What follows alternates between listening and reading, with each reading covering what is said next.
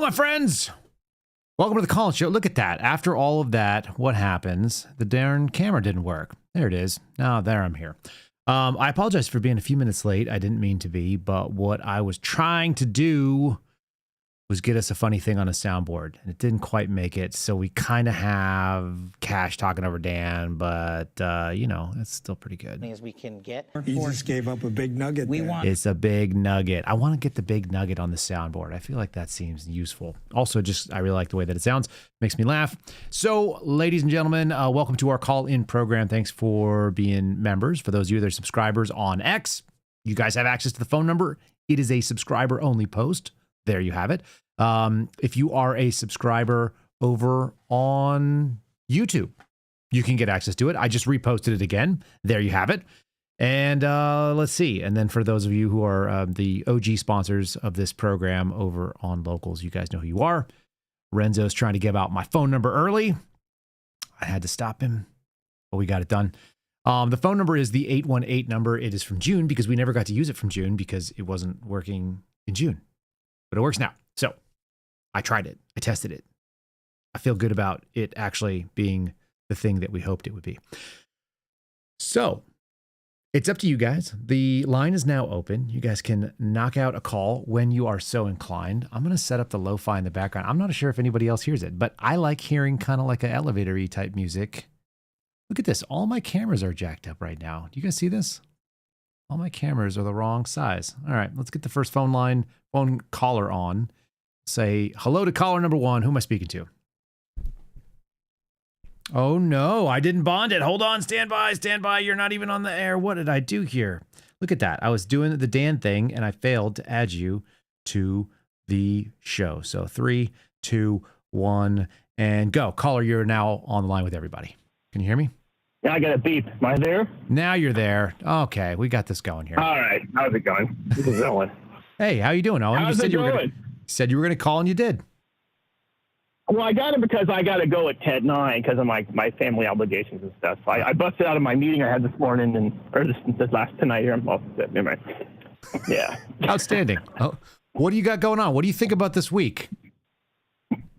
I mean, well, okay. So I don't trust the guys because they've been in the news, okay?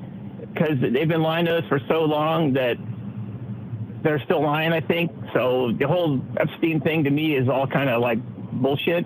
Okay. But sorry. That's I mean, so my problem is when people buy into stuff and they start saying stuff they don't know they're talking about, right? This is the biggest problem. The whole thing is really they're just not saying, okay, sorry, I was talking out my ass. My bad. Got to move on. I was wrong, because there's probably stuff out there showing that there's something's wrong, but there's also, it seems a lot like Nothing Burger, and they've been set up in some ways. I think they kind of fell right into that hubris of, oh, I have the details, I'm the inside guy, and then I don't know if they really got the stuff, or they're really just covering their ass, because if you had a bunch of evidence like that, it's not really evidence of a crime, it's just evidence until it's been processed. So if they didn't process it, it's the old Epstein thing could be, who knows how many years will it take to get through it? You know, I don't know. So what do you think the most probable thing is? Usually it's the simplest thing. Yeah. And it's just bullshit. That's fair. I mean, really, that's what Terry Garr said on David Letterman one time. She said, my scale is if things are either BS or PBS. They're either bullshit or they're probably bullshit. Yeah, that sounds about right. Okay. I mean, from a skeptical point of view. But I'm sure there's some things wrong and people have been hurt. What's this music? Oh, I'm just kicking on a little bit of background. Ringing? Yeah, there's some background music here on you. Okay. Now people can join us. You're going to an Italian restaurant or something. It's supposed to be lo-fi. This song is called Grapefruit, whatever the hell that means. It's my boy does some lo-fi stuff. Bullshit or possibly bullshit. Yeah, I mean, that's what I think. I can get behind it, yeah. So that means you think that they were talking and they didn't have it. Yeah, and they bandwagon. They said, hey, I'm on the bandwagon. Oh, yeah, look at me, I'm the cool kid. And cool kids, a lot of times, they buy the stupidest shit. And you know what? I remember them shoes. Sorry, go ahead. Well, you know what's funny is that our Sunday sit-down this week is with Enrique Tarrio, and I just finished taping it yesterday. And somewhere in that interview, in the 2 hours we were chatting, he let me know that he was one of the cool kids because he was a smoker, and so that's where the cool kids went out. He was obviously being a little bit facetious about it, but I have heard the term "cool kids" more times in the last couple days than I've heard it probably in the last month or two. It's not, you know, okay. So the cool kids do dumb things. They buy dumb things. They spend money on cigarettes when they shouldn't spend money on cigarettes. I see that. Yeah, they put the Copenhagen can in their back pocket until it wears a circle in their jeans. Oh yeah, you got to have that circle look, I guess. I've had people ask me why I don't dip, and I was like, why do you dip? I feel like you have to justify that behavior more than I have to justify not having it. that's a weird that's a weird thing to hit a guy with. I tried that, and why don't you do my vice? Once I drink it, people say, "Oh, if you don't drink, I can't trust you." I'm thinking, but you do drink, so I don't trust you. It does work both ways, doesn't it? Too much. Yeah, it does. It's two-way street. That's true. I think that's if somebody, a lot of perspective people need in this world. You know, if somebody's never had a drink, and never had a drink, what am I saying here? If you've never had a drink, you're probably missing out on a little bit of self-knowledge. But if you decide that that's not your thing and it doesn't really appeal to you, I don't know. Like I never liked being drunk. My wife tells me she loved it when she doesn't drink anymore, but when she did, she was like, "Oh, I loved it. It was my favorite." I went like, "Oh, really? I hated it. I got like tired and dizzy and confused, and I couldn't fight anybody like if I needed to. I hated it." I know some people. I was the guy. What they call instant asshole, just add alcohol. Oh, yeah. It's good to know that about yourself. You should. Well, it took me a while. I finally did. My wife turned me around on that one. My better half. She's like, "No more of this." She straightened you out. So, yeah, she did. Good woman will do that for many men. Yeah, I think that's true. We all need that in our life. We all need somebody to at least tell us, hey, this is not for you. I actually had a really goofy phone call. One of my brother, I think my oldest brother, who's got 10 years on me. This is a real strange call. I got this in my mid-20s.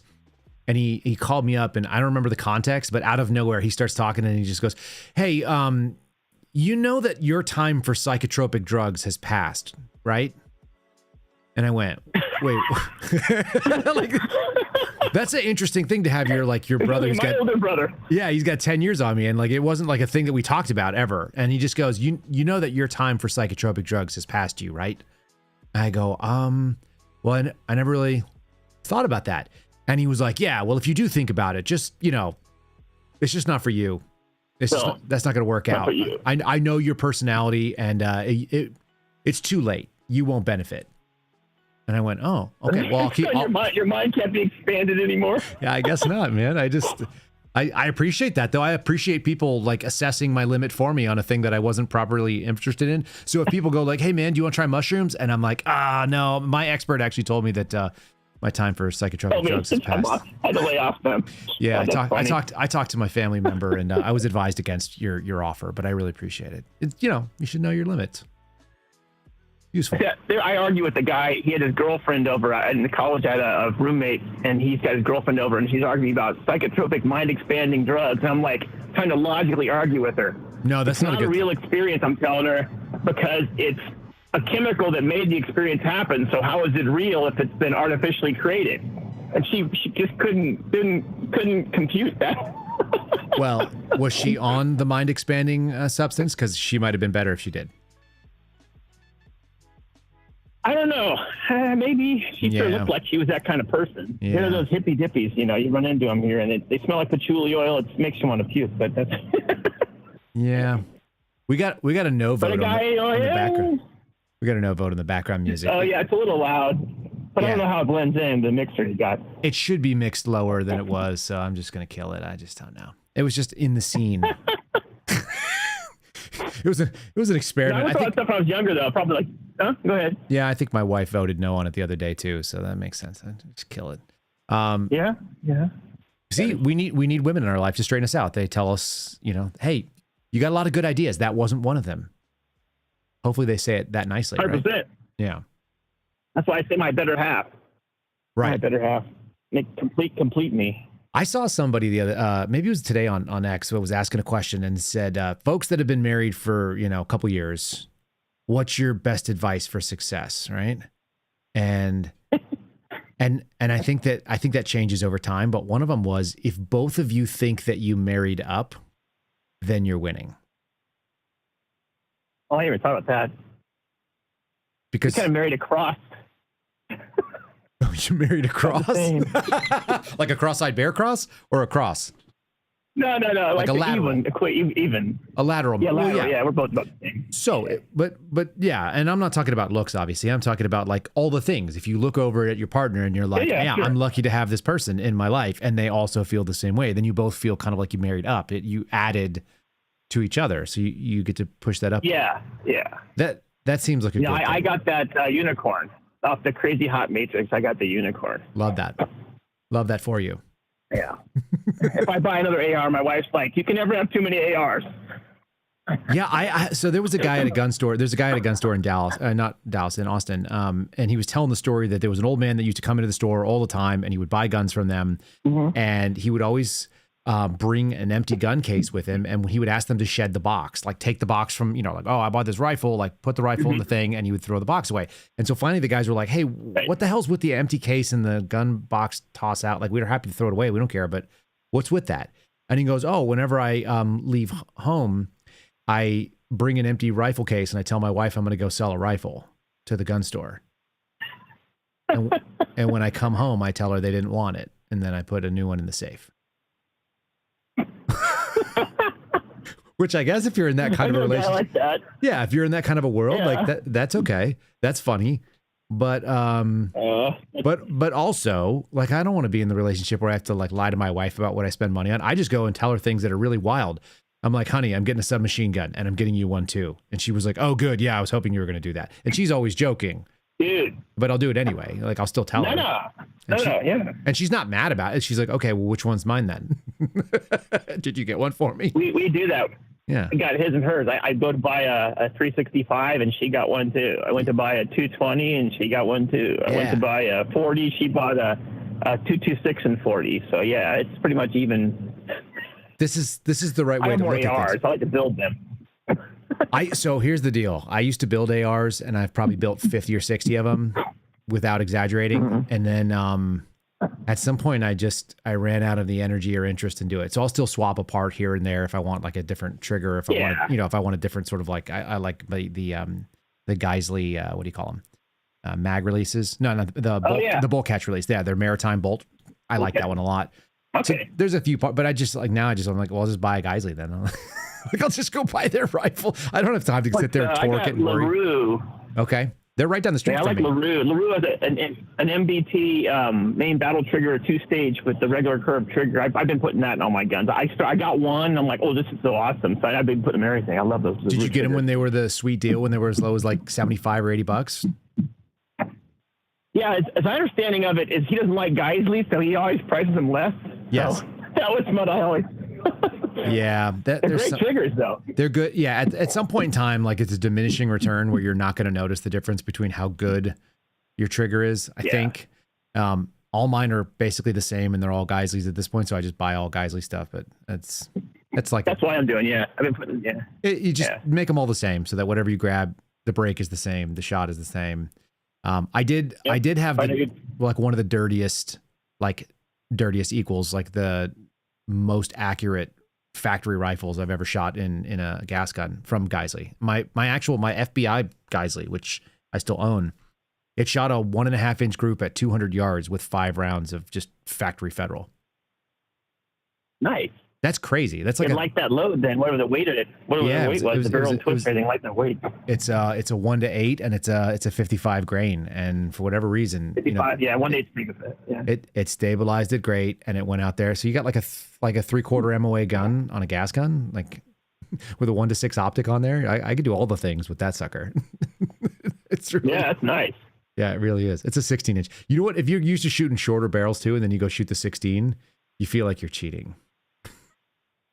Like this doesn't. I got a 20-inch barrel, one of mine. Oh yeah, you're just. It's not fair. Yeah. Well, I want the velocity. I want the 55 grain going as fast as humanly possible. Yeah, that makes sense. I get behind all that. And I got the M8 55A1 penetrator. What's it called? Non-lead bullets. They're steel core. They're harder. Yeah. So they're environmentally friendly. Environmentally friendly. My tongue here. Yeah, because they're not lead. Yeah, there's no lead in them. That was it. But they also have steel in them. A lot more steel tips. Yeah, they get. You can get the bullet. I bought the projectiles just for themselves. They get pissy if you start shooting those at commercial ranges sometimes. But No, I got buddies I go shoot on his 100-yard range. perfect. Yeah. I've actually put holes in my Yeah. steel targets. I have a couple of steel targets that I shot some penetrator on that were 1/4-inch steel, and I forgot how close I was or whatever, Yeah. and it went through it like it was not even there. It's really unsettling to think what it would do. Yeah. You know that the bimetal jacketed wolf ammo will do that Is that right? because it's steel. It's steel jacket with copper wash. Yeah, I did that. I found out hurting my friend's target by he's like, oh, we can shoot pistols with this. And I would shoot my rifle at it. Like, somebody put holes through it. Like, I'm looking. Oh, You're it's a 22 caliber hole. Oops. Oops is right. Yeah, AR-500. It wasn't AR-500. It was boilerplate. Like you said, it's steel. But the steel is good for, you want frangible. You want, like, I get a lot of, I shoot mostly plinky type stuff in handgun. It's a 9mm with a lead bullet. So it's a cast lead with a powder coat kind of stuff. It's called high-tech coating, like a plastic coating. So it's not frangible, but it's like splatter the lead. So that's safer for steel and stuff like that, closer range. Okay. Like the old cowboy kind of stuff had been painted instead of being just flat lead. Because plain lead will be in your barrel and craft it up. Yeah, for sure. What state are you out of? Delaware. What do you think about my assessment of New York? It sounds like you can actually go shoot stuff in Delaware. Oh yeah. So it's okay. So I came here. It was a pretty split place. We had one Republican senator, one Democrat senator. That's what Senator Roth, the Roth IRA, came out of Delaware. I moved out here though. I'm from the West Coast originally, from up northwest. Mm-hmm. But yeah, it was great. I come here, cash and carry, walk in, show them your ID, fill out the 4473. You got a gun, you're done. You walk out. Now they're putting in a permit to purchase. They're going New York. Oh, so they are. turned into a leftist shithole.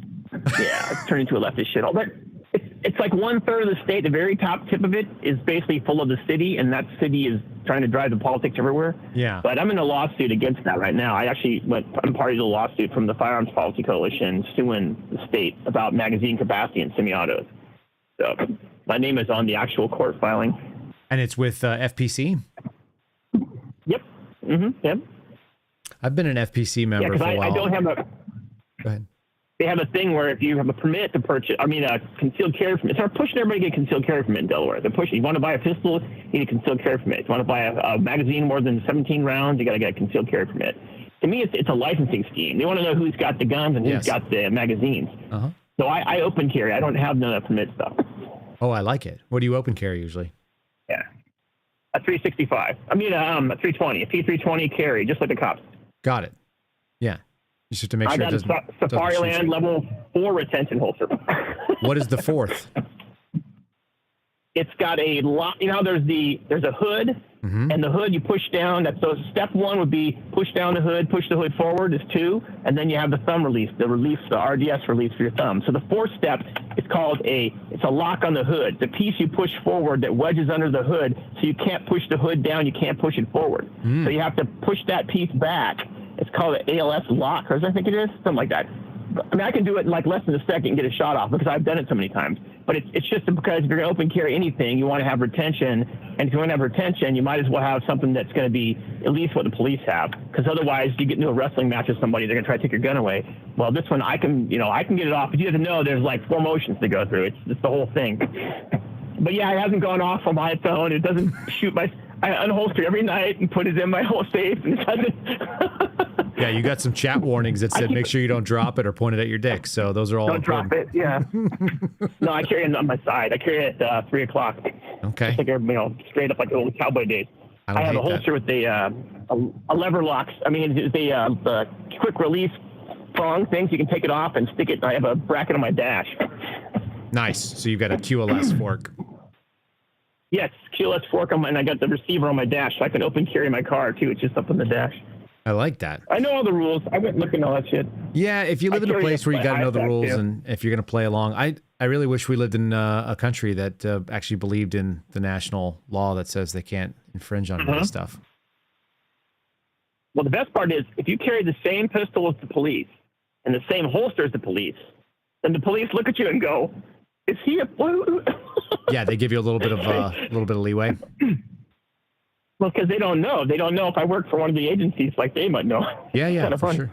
I don't hate that. I'm not impersonating it. I'm just giving them the impression they can make up their own mind. Yeah, well, if they ask you, tell them you're not impersonating an officer, you're approximating an officer.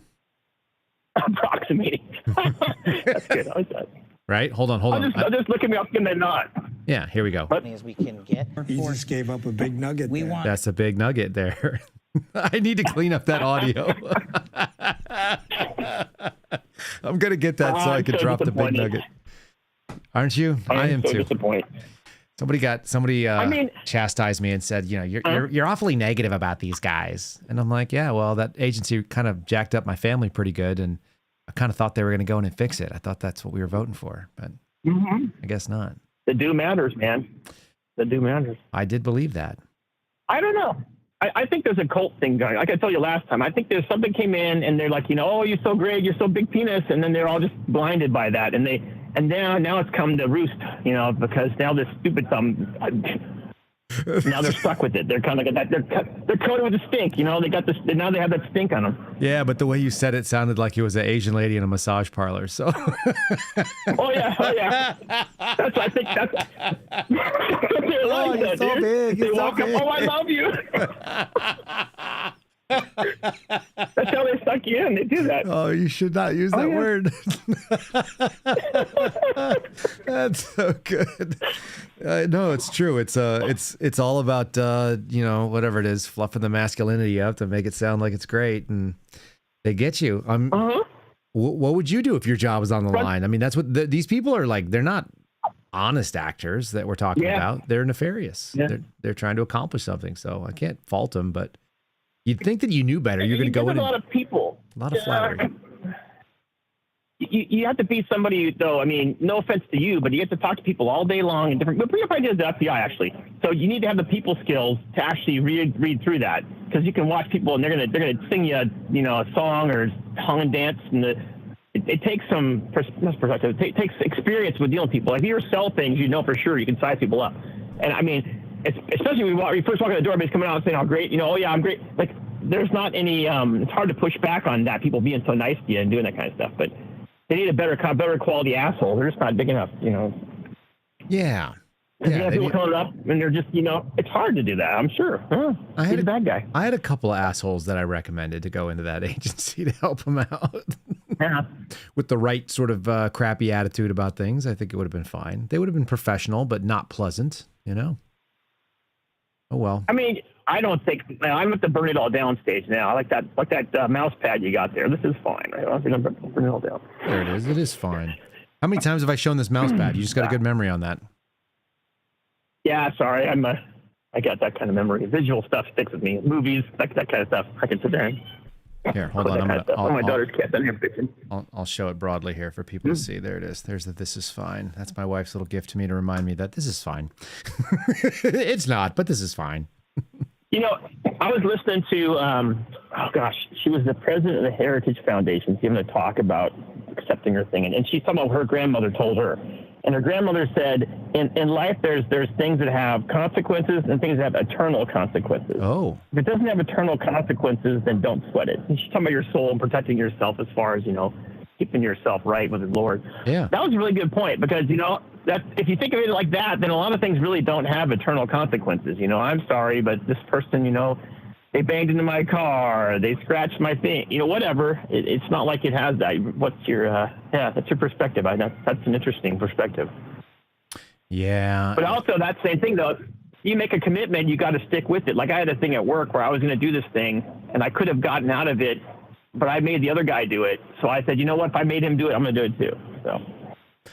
Well, that's what good leadership looks like, right? That's what decent people do. They don't ask somebody to do something they wouldn't do themselves. Yeah, 100%. Yeah. It's frustrating. You thought about, you're ever going to get into, I'm sorry, go ahead. No, you go. I'm pivoting into reloading, if you ever want to get into that, but that's a whole nother thing. I certainly do. No, I most certainly do. What I don't want to do is build a reload setup when I am renting somewhere that I can't really make the room dedicated to what I want it to do. Okay. And so it needs to have, I don't know. I got like a ham radio on my left, a reloader on my right, and my working display computer in front of me, so I don't have much space here either. But I make it do. Yeah, I guess theoretically, even in the room that I'm in here, in the studio space we're in here, I could put a reload setup and it could be a thing, but I've decided to make every corner its own little microphone station. And then in my mind, although it's never happened, I theoretically could actually have 3 other people in here with me. I just don't know when I don't know when I think that's going to happen. I like the idea of it, but like who's going to join me? Maybe I could get Phil and Steve and Garrett, or get Steve, Garrett, and George one day. I keep flirting with it, but like they all like living where they live. Well, actually, Garrett hates living where he lives, but everyone else likes living where they live. So they don't. I can't lure them down to Texas. Away. Yeah, we are scattered a bit. You gotta find local people, I guess. Yeah, I don't know. That's a good question. That's the world now, though, right? I've got friends all over the world too. They're all over the place. Well, quote unquote friends, right? Like talking to you now. This is like online, whatever. Not I got friends in real life and then friends that talk to. There's a different distinction. I do. Yeah, I do. And it's kind of interesting. It's kind of interesting that when you start, like, for example, Tracy Beans is one of my like friends on the internet. I guess we've never met in person, but we share all kinds of information back and forth because we got into a lot of stuff together, especially when we published that first story with the when we got into it with the Catholic situation in, what was it, February of 2023. That was a ballsy move on her part to go and publish it. And she kind of just said, Seraphin's got the right connections and I don't think he's trying to snow me. And so we hadn't had much of an interaction before that. And she decided to publish. And then we've kind of been, Beans and I have been kind of in the weeds with it, watching things. And also we hate all the same people, which is really good. You should always, if you can find people that dislike, if you find the people that are like, you choose people by their enemies kind of thing, right? Or those they don't agree with. Yeah. That's kind of a good thing. That's interesting. Mm-hmm. That was the Latin Mass, right? Yes, this was the FBI going after him. But I found that like if I find people that have discernment in the same way, that listen to somebody, like somebody will say something to me and I'll go like, oh, that person's shady as hell. I can just tell by the way they approach me. And I'll ping it against Beans because she's been doing it for longer, and she'll be like, yeah, that person's shady as hell. Here's a good example of why. And I'm like, She's like, you got good instincts. And I'm like, yeah, but they're the same as yours. So that's helpful. So we're friends, even though we've never met in the same place. So yeah, that is a quirky thing about our new world of virtual friends, right? Yeah, like I sent a guy, I grow hot peppers and stuff. So I sent him actual seeds I took out of peppers and dried them and sent them off there. And I've never met him in real life. Just he sent me his address, and I talked to him for years. Playing games with him and stuff, video games. I play a lot of video games, and so that was like, here you go, here's some peppers. It's like, yeah. I mean, I've got he's going to try to grow them down the Missouri River. I think he's trying to grow them down by the river, which would be interesting if some animals or some people get into them. But that's on them. Plants are like the pepper plants take a while to get going. Yeah, well, yeah, if they're big, if they're little, the rabbits will eat that shit. You got to put fencing around and stuff. That becomes I put up a spicy rabbit. A spicy. Oh, that's not a bad. I wonder if you force feed them peppers to make them have. I don't know when that works. I know birds like peppers. Mm-hmm. I had a buddy used to get the hottest pepper I could get. His parakeet would eat peppers. Yeah. He really liked the hottest. Like I grow ghost peppers, Carolina Reapers. Yeah. This year I cut back because I have so many. I dehydrate them and then I grind them up and make like a powder. And then you put it in, blend it in with some ghost peppers and some hot stuff, and then you put in some milder peppers to kind of cut it a little bit. And what do you use it? But you never know what you're going to get because you might get a flake. Whatever, everything, man. I put everything. You just mix it in. All your food is. Put on your scrambled eggs. I like spicy food. I've always liked spicy food. Yeah, the spicier the better. just kick it up a little bit, huh? I think I've kick it up a notch. Yeah, I think it's antioxidants or what? Oh, go ahead. Yeah, I think it's a thing. There's probably a health benefit. I had a buddy that I didn't realize. We were in the Air Force together, and we went to this old Thai place outside, which probably isn't there anymore, outside of the Naval Dive Training Salvage Center. So I think they had like a Hooters where all the guys would go, and then they had this little Thai place. So we sit down in the Thai place. It's like, classic Thai waitress girl comes out. She's got like braces on, but she's probably in her mid-20s or something. Or I don't know. Maybe she's 58 or maybe she's 12. I couldn't tell. I can't tell with Asian women. Can't tell with Asian ladies. I said this to one of my neighbors who had an Asian wife, and I thought it was funny, and I was trying to not be offensive about it. I was actually trying to indicate that his wife like looked young timelessly, and he got really offended by it. But I said, my thing with Asian women when I see them, and I don't know, because I just I don't spend tons of time around Asian people in general, and I don't know a lot of Asian women, but they're basically like 16 years old, and then one day they're like 1,000. Because there's definitely there's definitely old Asian ladies, and then there's timeless Asian ladies. And I told him that, he got really pissy. It's like, all right, dude, whatever. But my buddy and I are sitting in this little restaurant. He wanted really spicy Thai food, and he says he wanted Thai spicy. Yeah. And the lady's like, no, you can't have Thai spicy. Like, it's not for you. You brown guy, can I take? And he's like the whitest dude from Pennsylvania, and he's like skinny and tall and like pale skin, and he does not look like he should be eating Thai spicy at all. And she's like, no, not for you. It's too spicy for you, I think, or whatever. And he just looks at her and he starts speaking Thai, which is how I found out that he lived in Thailand, which I didn't know about him until that moment. I had no idea. So he's like chatting with her, and I'm like, dude, what the hell was that? And he was like, oh, I lived in Thailand for like 2 years. Like I traveled around like all these mountain. I found out that she like lived in this village that I visited one time. I'm like, what the shit? And he was like, yeah, I really connected to that to that Thai spicy stuff. Like I was really into it. It's my favorite. I was like, cool, weird, totally weird. Never would have expected that. They make good stuff. They did a coconut tea with it, like a coconut. It's really a sweet tea because the sweet's supposed to help with the spicy, I guess. But yeah, not for this guy. Like I just can't do it. Like there maybe was a time, but I don't know. But it is fun learning things about your buddies. Like even in real life, you find things about your buddies because you go to a Thai restaurant somewhere and he's arguing with the waitress who has braces. Weird little world we live in. She didn't say buku or anything like that, did she? No, she did not. No, thank God. I'm fairly. It didn't get weird. Even though she was outside of a military base, I've had that experience where all the guys were really excited about trying to like live a Vietnam fantasy or something, and you're like, come on, young men, this is Fayetteville, North Carolina. Like you need to stop. You need to stop, or you're going to be probably arrested. And they've heard all this before because they live next to a base full of like 20,000 Joes. Joe's here all the time. Yep, it's not interesting to them. Yeah, we're going to get arrested. No, Joe is the same. No, that's like call him Joe. That's that generic Joe thing. I love Joe. That's like all GI, right? Oh yeah, we had a guy that was living off post. He was doing some kind of intel product development weird thing. He was a colonel in the Army. He was a really neat guy. He was the roommate and best friend of my best man at my wedding. And I remember him telling stories about being in Germany and being a young lieutenant. And I think he'd been enlisted previously, and then he got his bars. And so he would always tell me stories about Joe. And when I first started hearing them, I didn't understand what he was doing. He's like, here I am, I'm doing this thing. And then, Joe pops up and Joe says this. And then anyway, and then Joe rolls over there, and like, he's using the name for like everybody in the story is Joe. And I'm like, what in the hell? Joe goes everywhere. I'm like, this is such crazy shit. How do you understand what he's saying? And then I started realizing kind of like as it was going on, I'm like, okay, this is fun. I like this. I love this actually. All Army guys can be Joe. Unless they're SF guys, they're pretty much all Joe to me. It's good.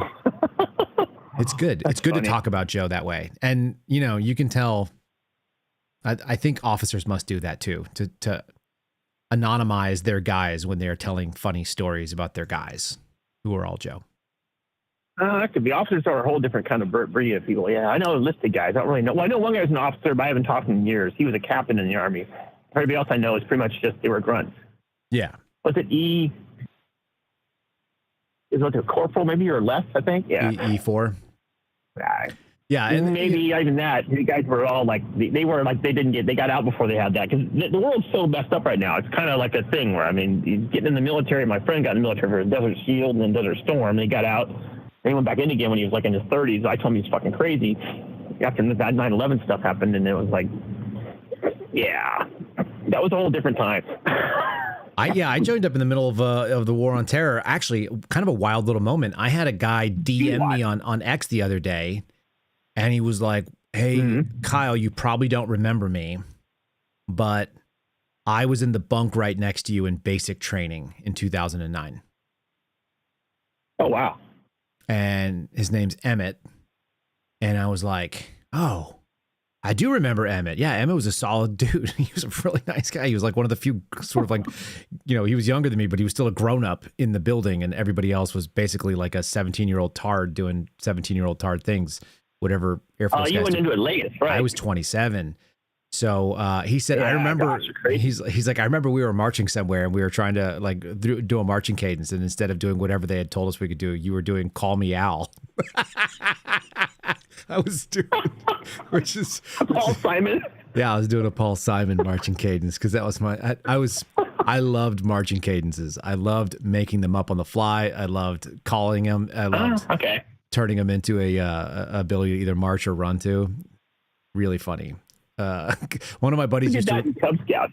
Yeah, I mean, listen, Boy it's Scouts, like Boy Scouts. Yeah, Boy Scouts. getting people to walk in step is a skill. If you can keep time, then you've got a skill, and if you can jog and call cadence, then it's a skill. So I often found myself out there, and my buddy used to refer to me as Kings of Leon because he said that's what my voice sounded like. Only when I called cadence, though, not always. But if I was jogging outside of the formation and calling cadence, then he's like, you have a Kings of Leon thing. You just dig deep and set it out there. They had a pitch. You pitched it for that. Yeah, it was kind of a. Speakers do that. They talk and they get project their voice. They change the pitch. That's right. Oh yeah, it was good times. I would also make up really, really filthy, really inappropriate cadences, and it would make the instructors that were running us slow down to hear what I was saying. We realized this tactic. If you can call out some like really raunchy cadence and you do it like not super loud, like they'll slow down to be able to hear what it is because they're like, oh, what the hell? Oh, that's funny. So we realized that that was a thing. And so whenever we were getting destroyed and, we're double timing around the base and getting destroyed, they would sometimes like call me out to step out of the formation because you could call somebody out to call, next motivator, come on out kind of deal. So they would call me by name when they knew that they needed a little break, and I would step up and I would ad lib some real raunchy ones. And they would drop the pace a bit so we could catch our breath. Oh, that's funny. I knew a guy like that. He would sing the weirdest lyrics to stuff. He'd just make up bad lyrics for stuff. Like really bad. It's a skill though, especially if you can make it really fit. So I would work on that at night sometimes. Like, I mean, it was a survival tactic. Okay. So you're making do what you got. Well, you were being the older guy. You probably had to worry about that. You're probably the odd man out. All these young guys are young, dumb, and full of stuff. So they're going to be able to keep on rebuilding every night. You're going to have to sit there and rebuild a little bit slower, maybe. Yeah, I went through a course in Biloxi, Mississippi, where every single night I would duct tape ice packs to my shins. And I would and I maxed out the daily dose of Motrin every single day for 3 straight months. It's probably not great for me, but I was doing. Let's see. I was doing. You change your socks. I think, yeah, of course. Change my socks, Motrin, hydrate, and socks, then Motrin and water. Yeah, and then at night I would duct tape ice packs to my legs, and I would basically go to sleep. You know what the dead bug position is, where you're laying on your back, your knees are up, but your feet are down. Yeah, I would go to sleep dying basically. Cockroaches saw that. Yeah, I'd go to sleep in the dead bug or the dying cockroach position pretty much every night, just elevated and messed up. It was absolutely brutal. It was so bad. Every morning, I actually thought about that. I think this morning I got out of bed and it was, still dark outside, put my feet on the ground. And I went like, oh man, I remember I had this flashback to stepping out of the barracks at whatever it was, like 03:55. It was just a moment where I had this fleeting memory of walking with incredible pains in my shins to the latrine and grabbing my razor and just like wet shaving my face because every morning I had to shave my face. And I was one of the few guys that did because I was a grown up and they weren't. And I was like, just looking at the sink and like throwing cold water in my face and being like, shit, you can do this. Just like my first thought was just, you didn't say, my first thought. What did I sign up for? No, I knew what I signed up for because every day I made a decision to go do it. Right, like every day I could have quit. Okay. I could have like walked away from the training, but every single day I remember looking in the mirror and just being like, "You're already awake. You might as well finish this day." That's kind of the way it works. Might as well finish. That's how you do really hard stuff. Already here, yeah. Like I've already done the hardest thing. I got out of bed, and so we might as well just do the rest of this. And I used to tell my guys that all the time too. It's like, hey, you've already done the hardest thing by the time you wake up and put your uniform on. Let's just get to work, man. But you can start with shit. That could be the first thought you have is you look yourself in the eye and they're all red. You feel like someone beat the hell out of you with bamboo. Oh, jeez. Make your bed. That's all I got to say. Always get up, make your bed. Then you have one thing you got, nice made bed. You come back to that. I was such a madman. I basically locked my bunk down through a lot of the training I did. I locked down like a military wool blanket. I had perfect hospital corners, the whole deal. It was inspection ready, and I slept in a sleeping bag on top of it a lot of times. And then I'd ball it up, I'd roll it up, your bed up, stuff it into a stuff sack. Actually, I slept better in the sleeping bag too, anyway. But I stuffed into a stuff sack, and I put that locked up in the wall locker. I would vacuum the room first thing. So every single morning, I vacuumed the room. I had a little roommate who ended up being kind of a badass. He was shorter than me. I think he was like 5'4". So super cool kid. And I just you're not that tall. I mean, you're kind of no, I'm 5'8", so he was really small. And I would boss him around and tell him what to do. I found a picture of you and Steve Friend and Garrett, and then Cash is in the background. Yes. Yeah. Cash is 5'9", 5'10". He's not very big either. Garrett not looks. Big either, yeah. The other thing is Ryan Matta took that picture while we were at Mar-a-Lago, and he took it in a way that made us look like we were even smaller. He got low. He shot it from a low angle to make us look even smaller, asshole.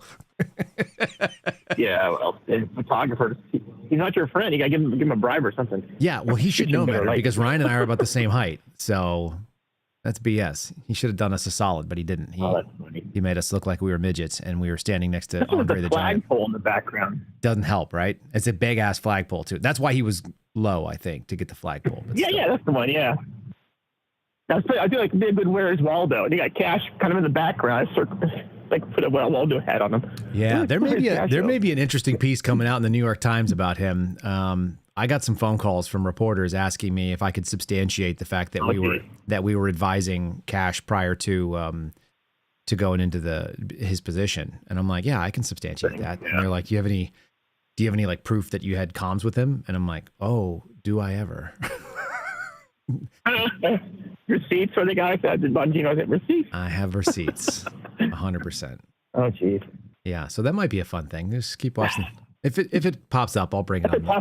I'll bring it on the program. It's frustrating. That's what it is. It's sad. They should have done the right thing for Steve and Garrett at the minimum. Like, my life's okay. I'm not complaining, but those guys are really stalled out. What I don't get is why can't people use the opposite side's playbook? I mean, they did it. Just do the same thing. I mean, it's not like it's hard. They have precedent. Why? There's just so it's like, oh, I'm doing things differently. Well, why? I'm at the point now where I'm like, I don't know. Let's just do the exact same thing. If they're going to screw people, just start laying off people. It's that Asian voice they heard when they first got in the hallway. They were like, "You're so big. Those guys are bad. They're bad men." Yeah, I was. Bring them back.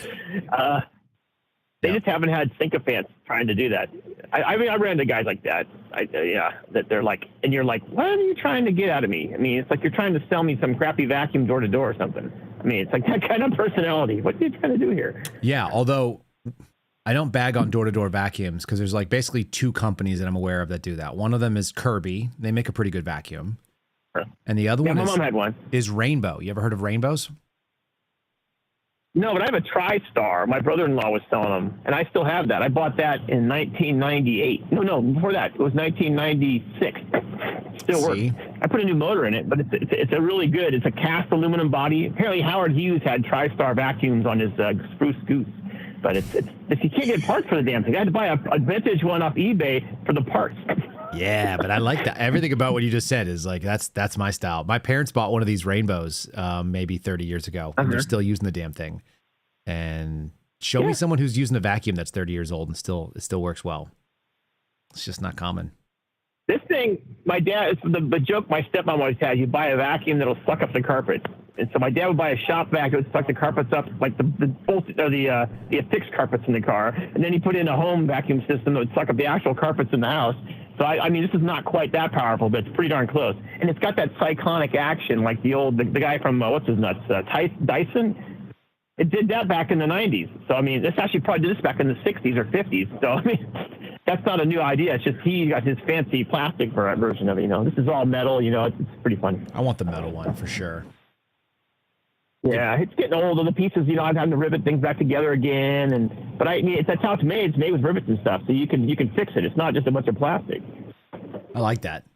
I'm not mad about that either. Yeah, like the little little spring steel, like you know the connectors and tubes. They have like a spring steel piece, and then there'll be a pivot pin or a pin, and it'll be like it's riveted to the tube, and then there's this spring steel piece, and it makes it push in. So when you connect the two tubes, they'll connect and snap in. And yeah. I had to fix a few of them. Yeah, so be it. That shit just keeps going and going. Yeah. And you can still buy the bags for it, which is kind of interesting. That tells you what's a lot. If you can still buy bags for a 30, 40-year-old vacuum cleaner, there's somebody out there still using it. Yeah, if the consumables are still available. That's exactly right. Yeah, it's interesting. I like to keep it working if I can. It's kind of sentimental value. Well, my brother-in-law, we paid like $1,800 for it, so it was way expensive back in the day. But I mean, after all these years, it's paid for itself, so. Yeah, at some point you realize you're making money. It's like the truck that I had. At one point, I was like, "This truck owes me nothing. Like it's done enough that at this point, now I owe the truck something. And if I can give it another life, it continues on. It'll be good." That's the way to do it. Yeah, I've had some cars like that. I bought a used one last time. My daughter bought a new one because I wanted her to have a new car. Well, newer. It's a couple of years old, like a 2021. So, but my car is a 2006.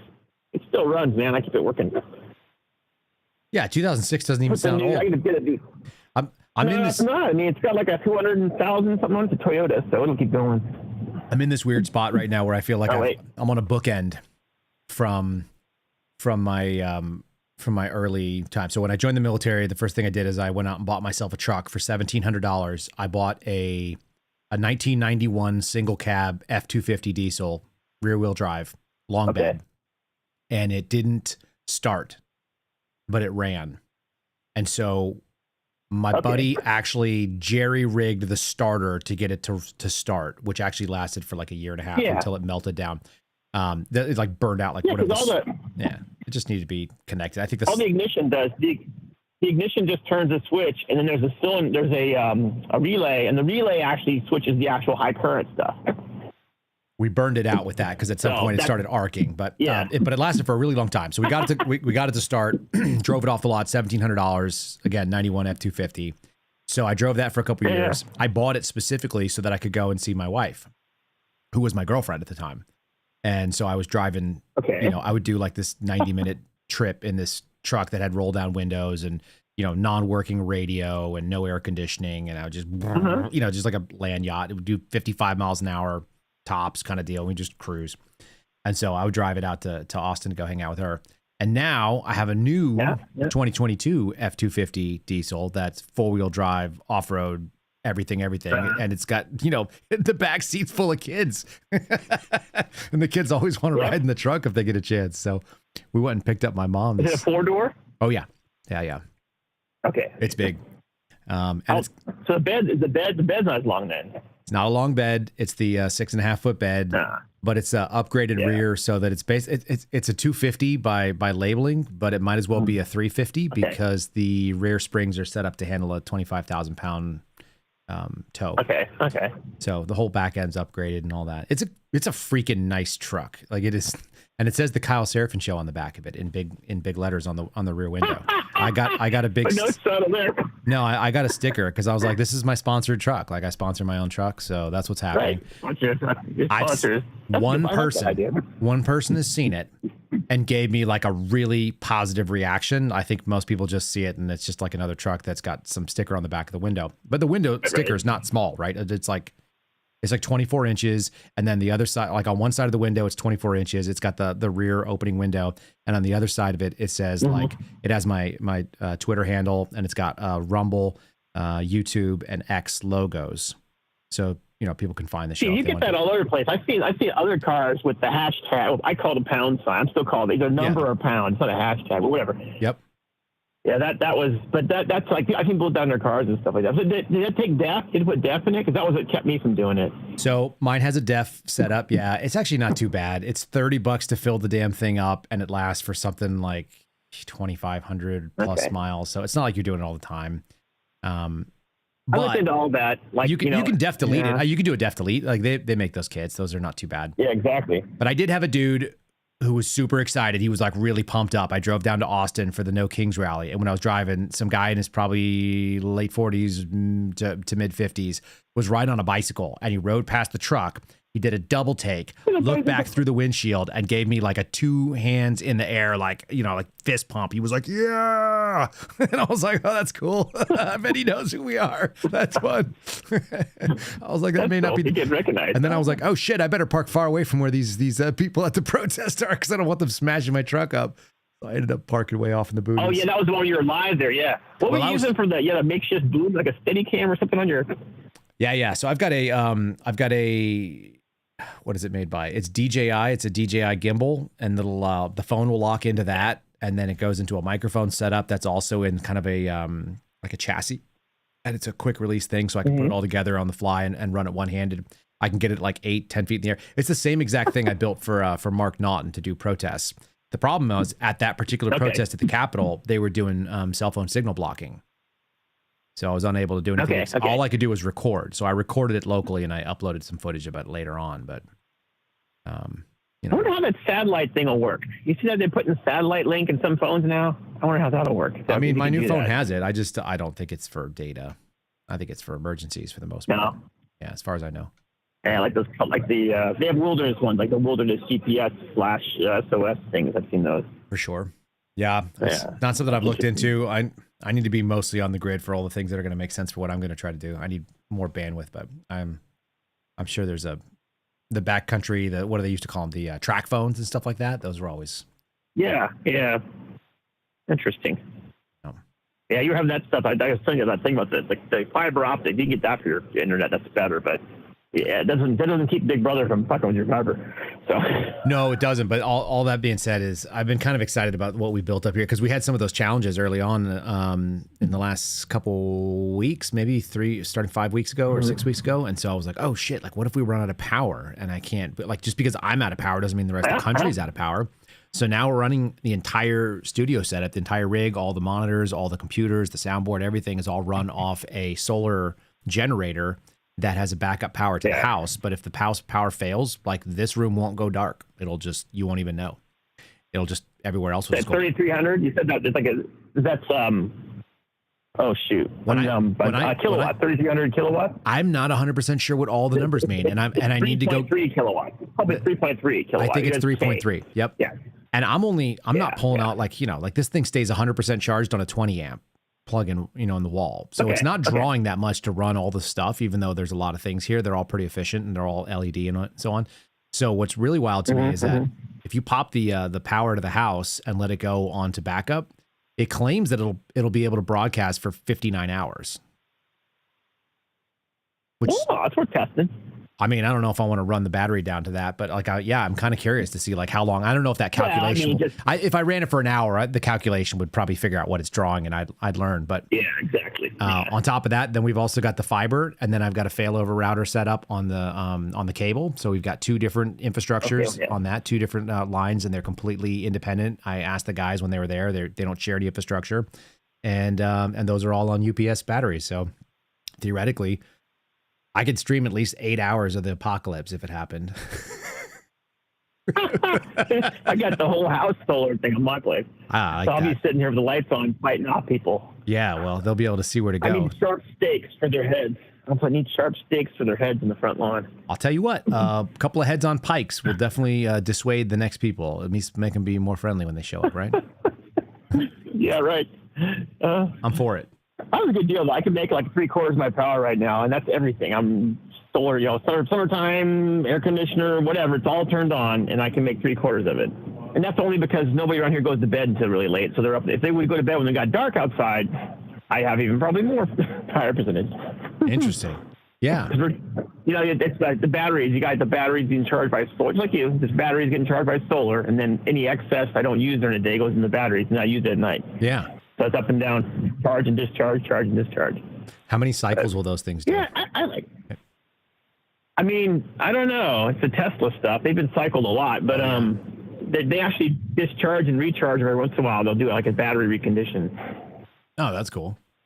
Well, yeah, I mean, I got it for the whole I got it right before, it's like Biden, is going to lose or win, or that's why I want to be off-grid capability for at least that.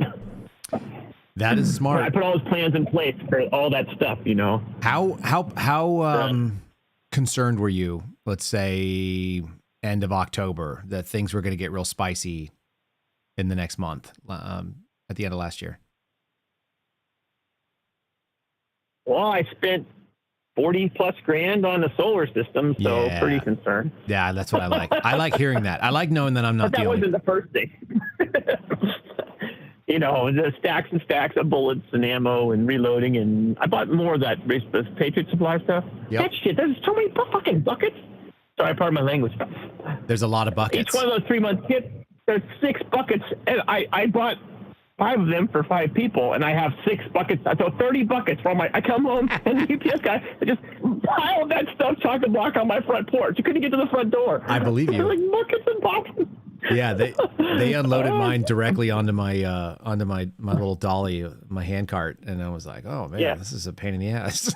Like, and then I built a wall in my garage, and I went, I gotta find a closet for this. This is crazy. Yeah. Yep. No, I had to cycle out my old stuff and sell it to my friends, and then bring in this stuff, and I found places. I got it all fitting in there. It's all stacked up in my man cave down here. I like it. That's funny. Yeah, it makes me feel like that. I'm as sane as. It's nice to know other people are also thinking the way I do. That's all I'm saying. I just don't like to be. It's nice to hear that I'm not alone.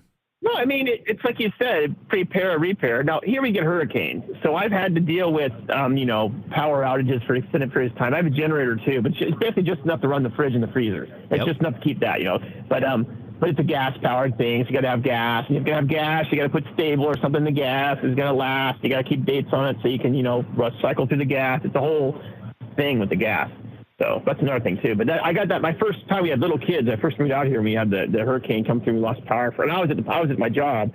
I'm on the emergency plan there, so I was there. I had to be in the job. I couldn't be at home, and my wife had to deal with the shit and the hurricane coming flying through while I'm sitting there in the bunker kind of thing at work. It's crazy. That's not what. It worked out. Yeah, that's not what you want though. You want to be. But there's silly tricks like. Oh, go ahead. No, you go.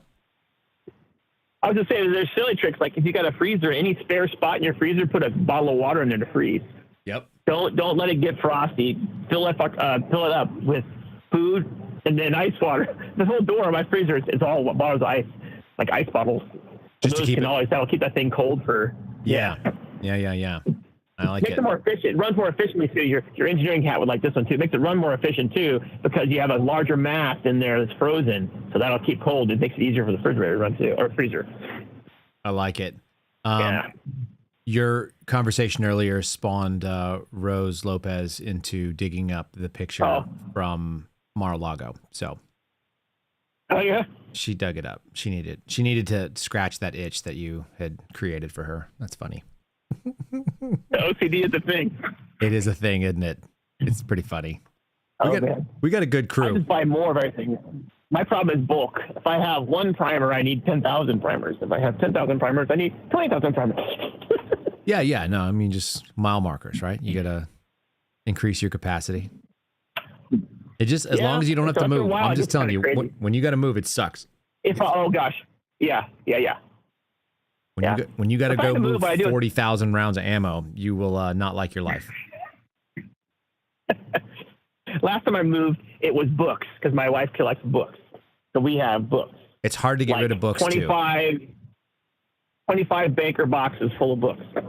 And that was back then in 99. So I'm sure now there's more. Yeah, that sounds brutal. We have many books as well, and I don't like moving those either. But I've gotten smart about my moves. I move a lot, unfortunately. So I do nothing bigger than a medium-sized box for moving. It's almost all small and mediums. Yeah. And every once in a while I'll have a large, but it'll be for like bedding or something. It'll be like pillows or some crap in that. Fluffy, yes. Yeah, you don't want to have big and heavy. You can have small and compact and heavy, and you can stack those suckers up and deal with them.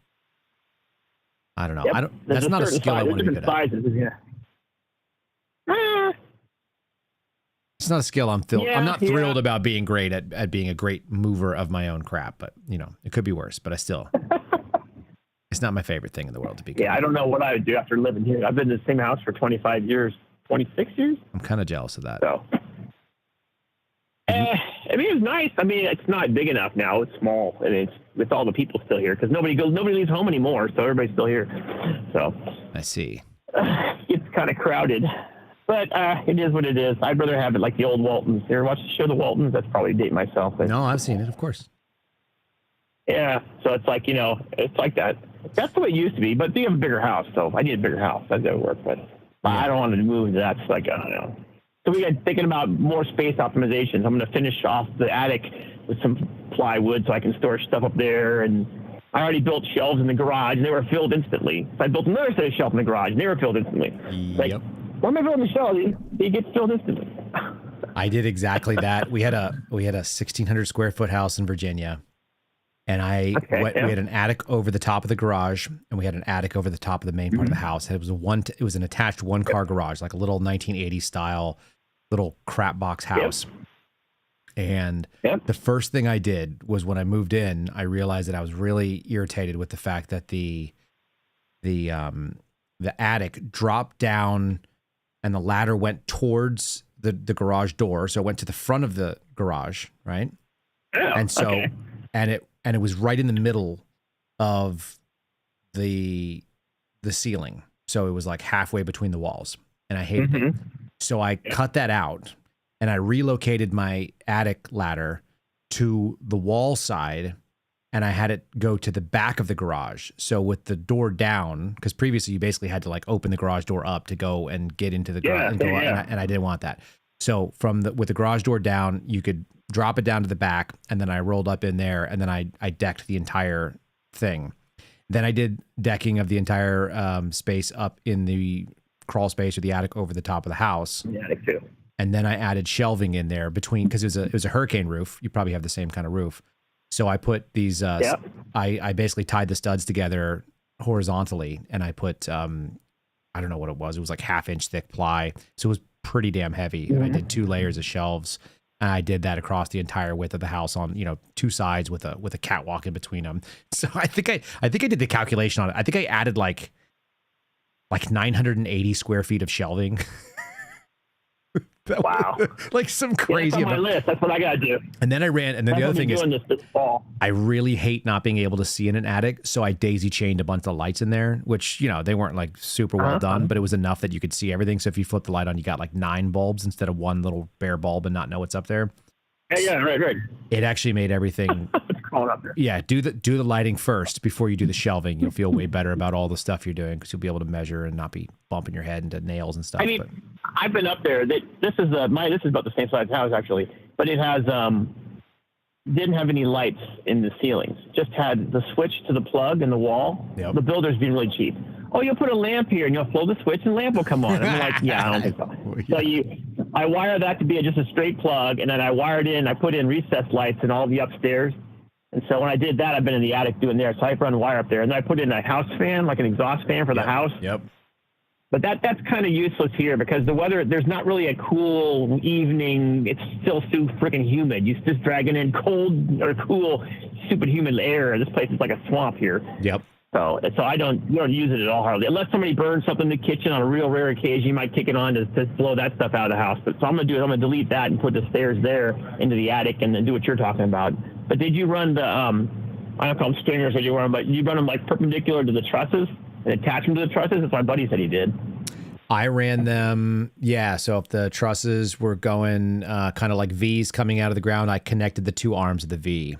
And then I connected the 2 arms of the other V, and then I set my shelving on top of it, and then I went down into the those crosses that were connecting the V's. Okay. Yeah, because it's like that part from a truss. Sorry, guys. I was going to say, from a truss point of view, the top of the truss is in compression, and that bottom is in stretch. It's in compression. The opposite word is tension. It's in tension. So if you put reinforcement on the tension, that's actually going to benefit the strength of the truss. Yeah, it didn't seem like it was going to take anything away from it. I don't think. It was. I mean, you probably didn't do that. I took mechanical engineering, not what engineering you took. I spent 2 years in mechanical engineering. I just didn't. Yeah, it's been 25 years since I've touched any of that. So. It's been a long time since I've looked at any sort of like load calculation or statics. I haven't done that. Yeah, same. I think the last time I did a statics. Yeah, you probably do. I don't think I do anymore. The last time I took a static class was probably 2001 or 2002, something like that. So 20 something years. It's been a while, and I haven't really thought like 92 or 93 for me. So I'm a little older. You're holding on to the books though. That's different. Well, yeah, because you never know. I might need to know how to design a nuclear system. I did that too. You never know. Yeah. Yeah. I think it's reasonable. I mean, I don't know. It's like the movie. You know that movie, Army of Darkness, when Bruce Campbell's character, he opens the trunk of his car up, he's got chemistry and steam and all these books there, so he's going to build a medieval. God, that's such a goofy but great movie. Yeah, I liked it. Yeah. My wife liked it too. Yeah, we got it. Yeah, there's something. But yeah. no, I have the hard copy. I like it. Yeah, there's something wrong with both of you guys if you both like the Evil Dead and the Army of Darkness stuff. Oh man, Ash versus Evil Dead. There was a series on. Shit, I'm going to play it on. You can watch it. It's got Lucy Lawless too. She's in it too. It's one of the Deadite people. Interesting. And it's got Lee Majors in it, the Bionic Man. Nice. And I'll give away a little bit. He's Bruce Campbell's dad. Nice. And his name is Brock. Outstanding. Yeah, and he delivers firewood. So on the side of Brock's truck it says Brock's got wood.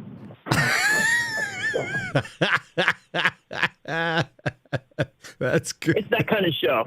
Yeah. What a goofy dude, Bruce Campbell. Did you ever watch him in the spy movie, the Burn Notice?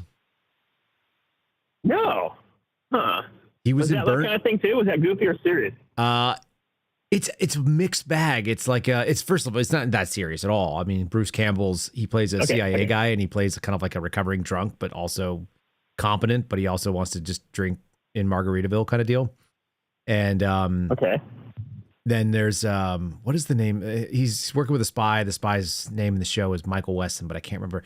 He's an actor that you've seen, but he's not a big name. Somebody will throw it in the chat, the name of the actor. And he's good. He does a good job of it. So he plays this kind of like smooth, debonair, kind of James Bondy, but like he's kind of like a mixed MacGyver, and he's a mixed MacGyver kind of Jason Bourne dude.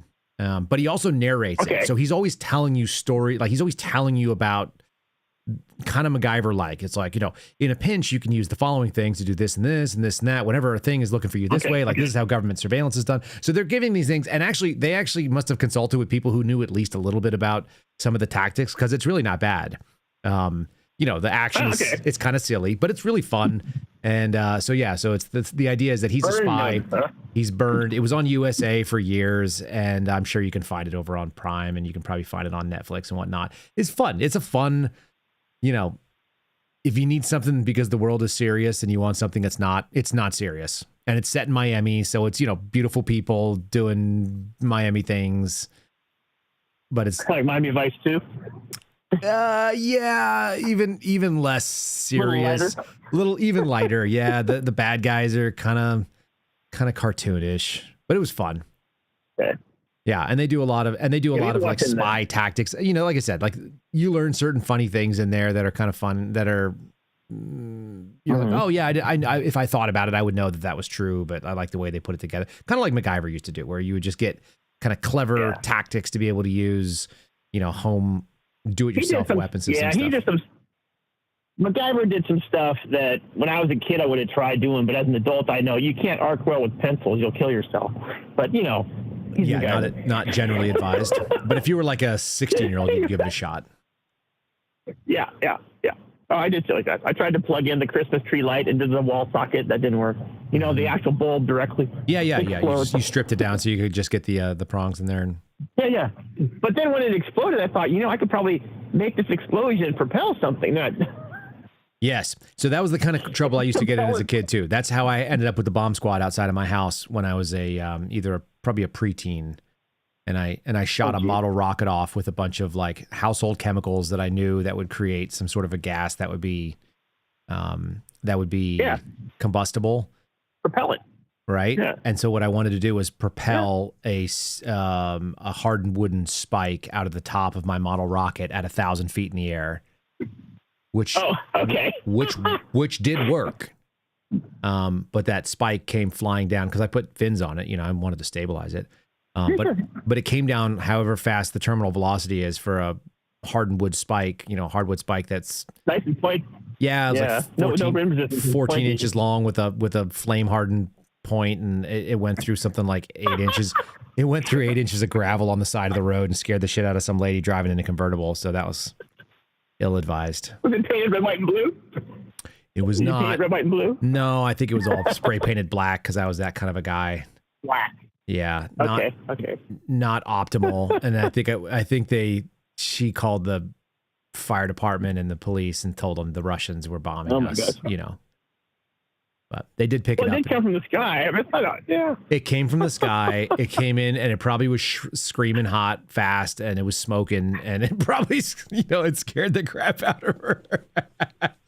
You did this like in a rural or suburban setting? It was a suburban setting, Yeah. We used to have those rockets. You put water in them, and you pump them up, and the water comes out as it goes up. Yeah. Huh? So they had little ones like this torpedo-looking things, and they had a big one, like it looked like a Saturn V rocket. It was about 1.5 feet tall, and we did that. My brother and we were like, we couldn't pump it anymore. So my older brother come pump it even more, and that thing when it's coming back down again, that was about the same thing. I think it shattered when it hit the ground. It was going so high in the air. But it's a big red plastic rocket full of water, and it goes. Push all that water out, and then air pressure and water, and then it come back down again. We missed the parachute or something. We did something wrong. Yeah, I used the parachute charge. It would usually have the way the model rockets were set up is that they would have this they would have a clay funnel at the back of it.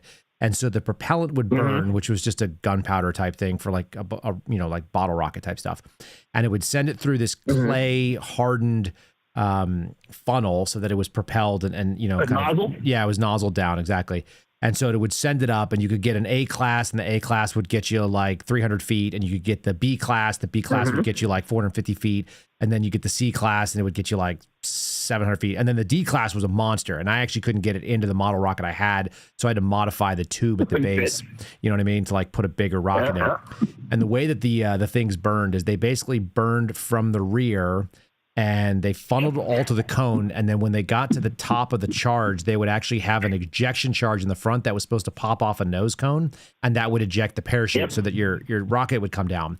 But what I did is I just had a bunch of flammable soaked rags where the ejection charge was going to go so that it actually ignited, right? Because it was basically a gas pocket there put that spike to the moon to send that spike outward even higher. Yeah. So that was not good, I guess. But it was pretty cool. We used to buy those in the store, those motors, the rocket motors. Yeah, you could buy them at like Michael's. I could buy them as a kid over the counter. Yeah, nobody thought twice about it. I was at Kmart. I had a launcher system that I had put together, which was basically it was there were little rails inside of a big Schedule 40 PVC pipe. It was probably like a 3-inch pipe, and then I took the ignition system because it was electrical ignition with a little, basically it was a 9-volt with a charge. You push the button and it just fired the charge. And so I had the ignition system on top of the tube, and you packed in the rocket from the base like you'd load like an RPG, I guess. And then the base was a little steel plate that I just basically had fastened at the back with whatever I'd figured out, some wire and duct tape and shit like that. And then you could push the button and you could actually fire it horizontally, or you could fire it laterally, or you could fire it up in the air, whatever. And so it was a mobile rocket. You made yourself it was a mobile rocket launcher for like a model rocket. It was a one shot, but that's awesome. And it's not, they're not super accurate either, so they just go flying off, and you're like, oh. But yeah, is that way I didn't have to like set up bottle rocket. Yeah, there were better ways to do what I did, but that was the way I did it, for sure. We did like a bazooka my dad had the leftover pipe from when he was fixing something with plastic, and I put a pistol grip on it off an old broken gun, toy gun. You put the bottle rocket in from the back, you'd light it and put it in like a bazooka. You'd shove it in the back, and they go shoot, put you at the front. Yeah. That's what you want to do. As a kid, that's the ultimate thing. My dad was like, "What if that thing doesn't come out of there? It'll blow up." Yeah, like that's not your concern. You have to be old to care about stuff like that. Did we lose you? You drive into a tunnel. 3. That's it. I think we lost Owen. Hold on a second here. We can get. You just gave up a big nugget. We just gave up a big nugget. I think we lost Owen, so I'm going to fade this one down and we'll open the line. Are you back here with me? There he is. Owen, we lost you. You hear me now? Yeah, I hear you now. Let's see if there's... Okay. I was ready to fade out anyway. I'm gonna go. I can talk forever, man. I can talk about my phone was retired. I can talk about anything with anybody. That's just one of my skills. I look at my dad. We shared that. That's good. The gift of gab. Well, I enjoyed chatting with you. Yeah, I mean, we covered a lot of ground. Yeah. But I'll practice shooting some more. I'll give you one more pointer than that. The one post I put up there got taken down. I'm not sure what happened to that, but whatever. Was that on Locals? On Locals, yeah. I didn't see one. I don't know. I put one up there with squares I've been shooting lately. The 2-inch squares. Now I've been shooting 2-inch squares. I wonder if it just got buried in the timeline somewhere. I thought I saw it. Those are the plates and the squares? Yeah. I did see it. Well, this was just squares. This is just white squares. I bought 2-inch graph paper for kids, and I went and drawn squares. But anyway, I'm like, listen to me else talk. I can talk forever. Listen to me else talk. Ren's on here to lighten the mood. Okay, buddy. We'll do it again. I'll look for your posts on the. I want to see what your shooting looks like. Tell me what your 100-yard shots are with your handguns. Hold yourself to the high standard. I've done that, believe it or not, but I've done it with the on plate, like you were talking about. A buddy of mine had a piece of steel plate. I do like start and then back up and shoot at it, and back up and shoot at it, and back up and shoot at it. But you're a little bit hard to see. I don't have my eyes aren't that good anymore, so no excuses. Your red dot's as big as the target at some point. Turn down the light. Turn down the dot. I want to hear 100-yard steel dings. All right, man. It was a good chatting with you. All right, I can make that happen. Okay, bye. Thanks, Helen. All right, we're opening the lineup. We covered a lot of ground on that, folks. I don't know what the nature of it was, but if you are so inclined, look at this. This is the work phone that has our show on it, and for some reason, out of nowhere, I guess I have Facebook on here. John Elway wants to be my Facebook friend. Do you think it's the John Elway? And then also somebody is selling a jet ski for $700. Neither of those things sound that interesting. I'll take another caller. That sounds more interesting. Let's go ahead and see who's on. Caller number 2 coming in after a domination by Owen. Can you hear me? Where are we at? Wants to be my Facebook friend. Can you hear me? Yes, I can. Who's on the line? Sherry. Hello. Hello. I wanted to call and see about, this is kind of off the wall. Good, that's what but I have started reading. I've started reading some books that really are some of the best of Americana, I think. And have you ever heard of Ralph Moody and the Little Britches series that he did? I don't think I have. Okay. Tell me about it. Well, they're autobiographical. They're about 5 of those books, and they're his memoirs. And excuse me. And I mean, I enjoy them greatly. When did he live? He had kind of, pardon? When did he live? When did he live? He was born in 1898. Okay. And his first book was called Little Britches, Father and I Were Ranchers. Okay. And when he was 8 years old, his family kind of got snookered into moving out to Littleton, Colorado for his father's health. There was a man, in the family who was kind of trying to sell real estate out around Colorado. And so anyway, his father had lung problems from working in a wool textile mill. And so they wanted to get him outside and get him some better fresh food, some sunshine and all that good stuff. And so anyway, it tells about what the family went through trying to do tenant farming out there, and with a sickly husband. But I mean, I really enjoy how innovative the people were in these books. That he talks about how they made things and how they get supplies to make things and all. I mean, things like if you needed a board, you might go out to the chicken coop and find out what one board you can take out without having things fall. That kind of thing. Sure. Yeah. Full survival type attitudes. Yeah. And like in another one of the books, they needed coal because the stove in the kitchen was heated with coal.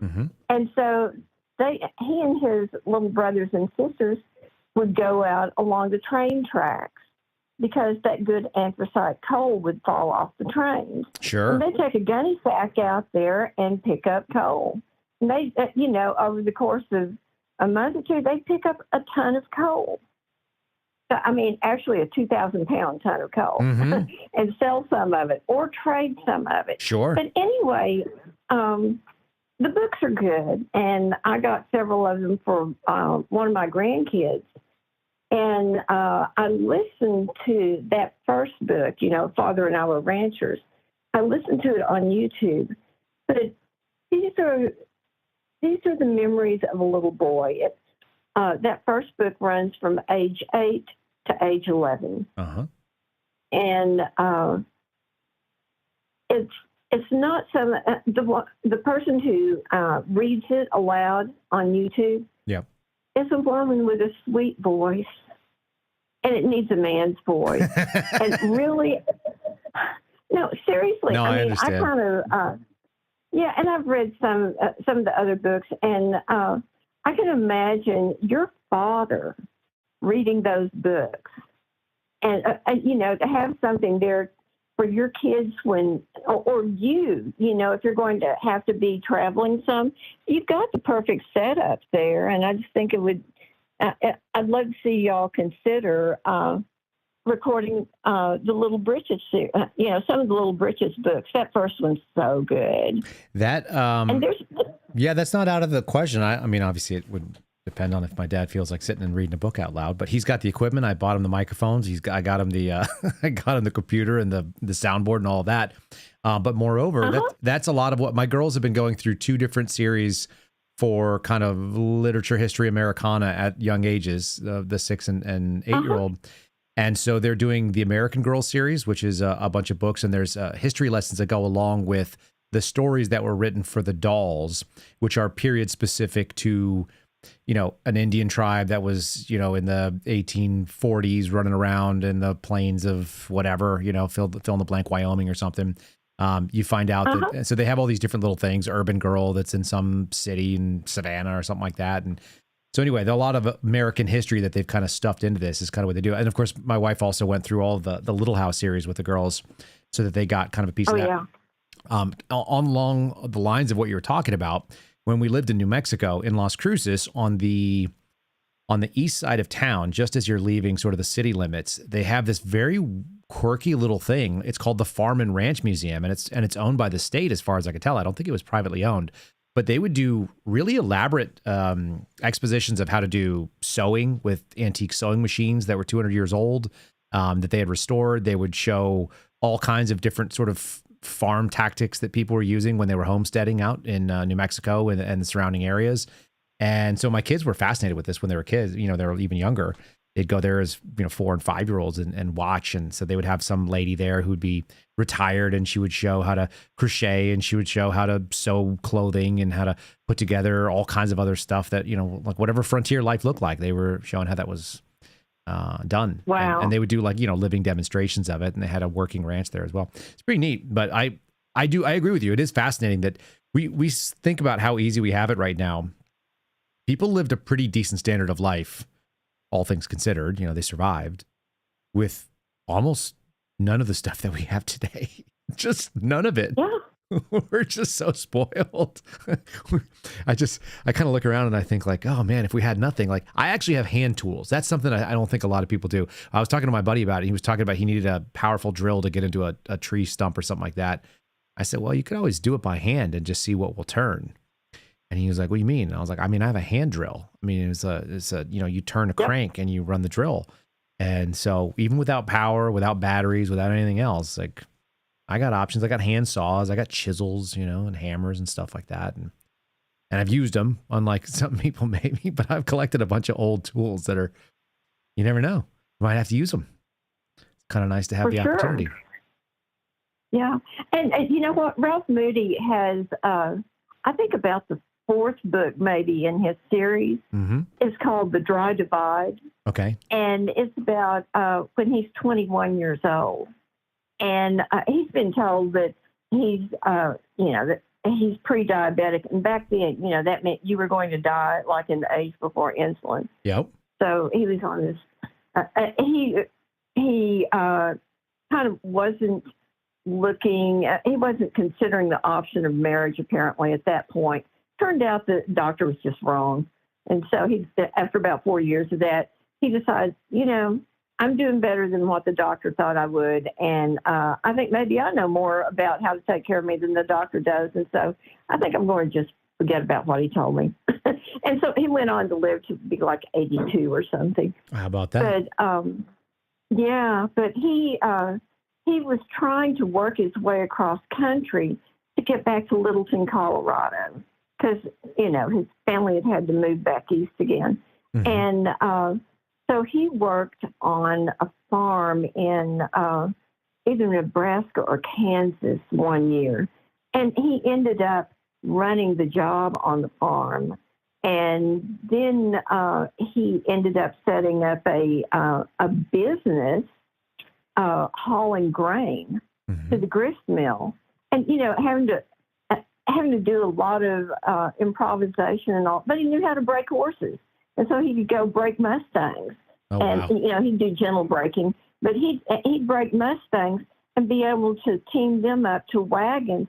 And it's just fascinating. I mean, it even shows he goes through his calculations on how to do this, how a 21-year-old can be that serious and start his own business.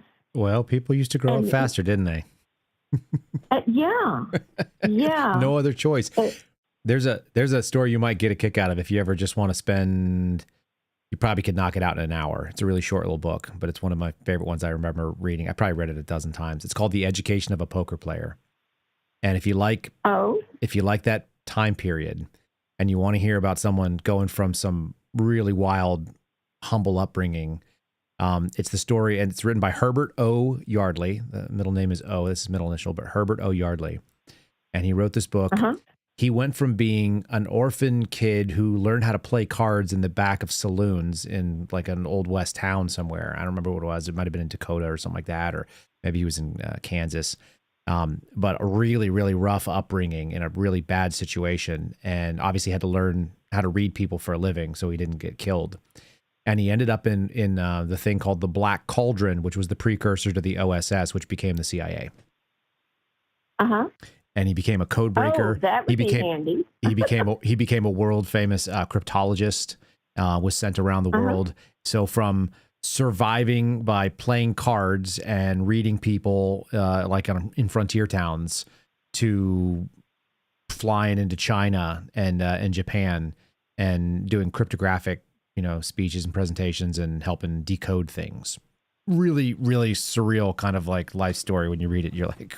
And it's probably 95 pages tops. It's a tiny little paper thing. It's been out of print for a while, but they're pretty easy to find a copy of if you ever feel like you want to read a quick story. Yeah. It'll blow your mind too. Again, it's the same kind of thing though. It's just applied skills, people who have, I think, a lot of pressure put on them as young people and they survived and thrived against odds. I'm sure a lot of people that were in the same scenario probably died too, if you think about it.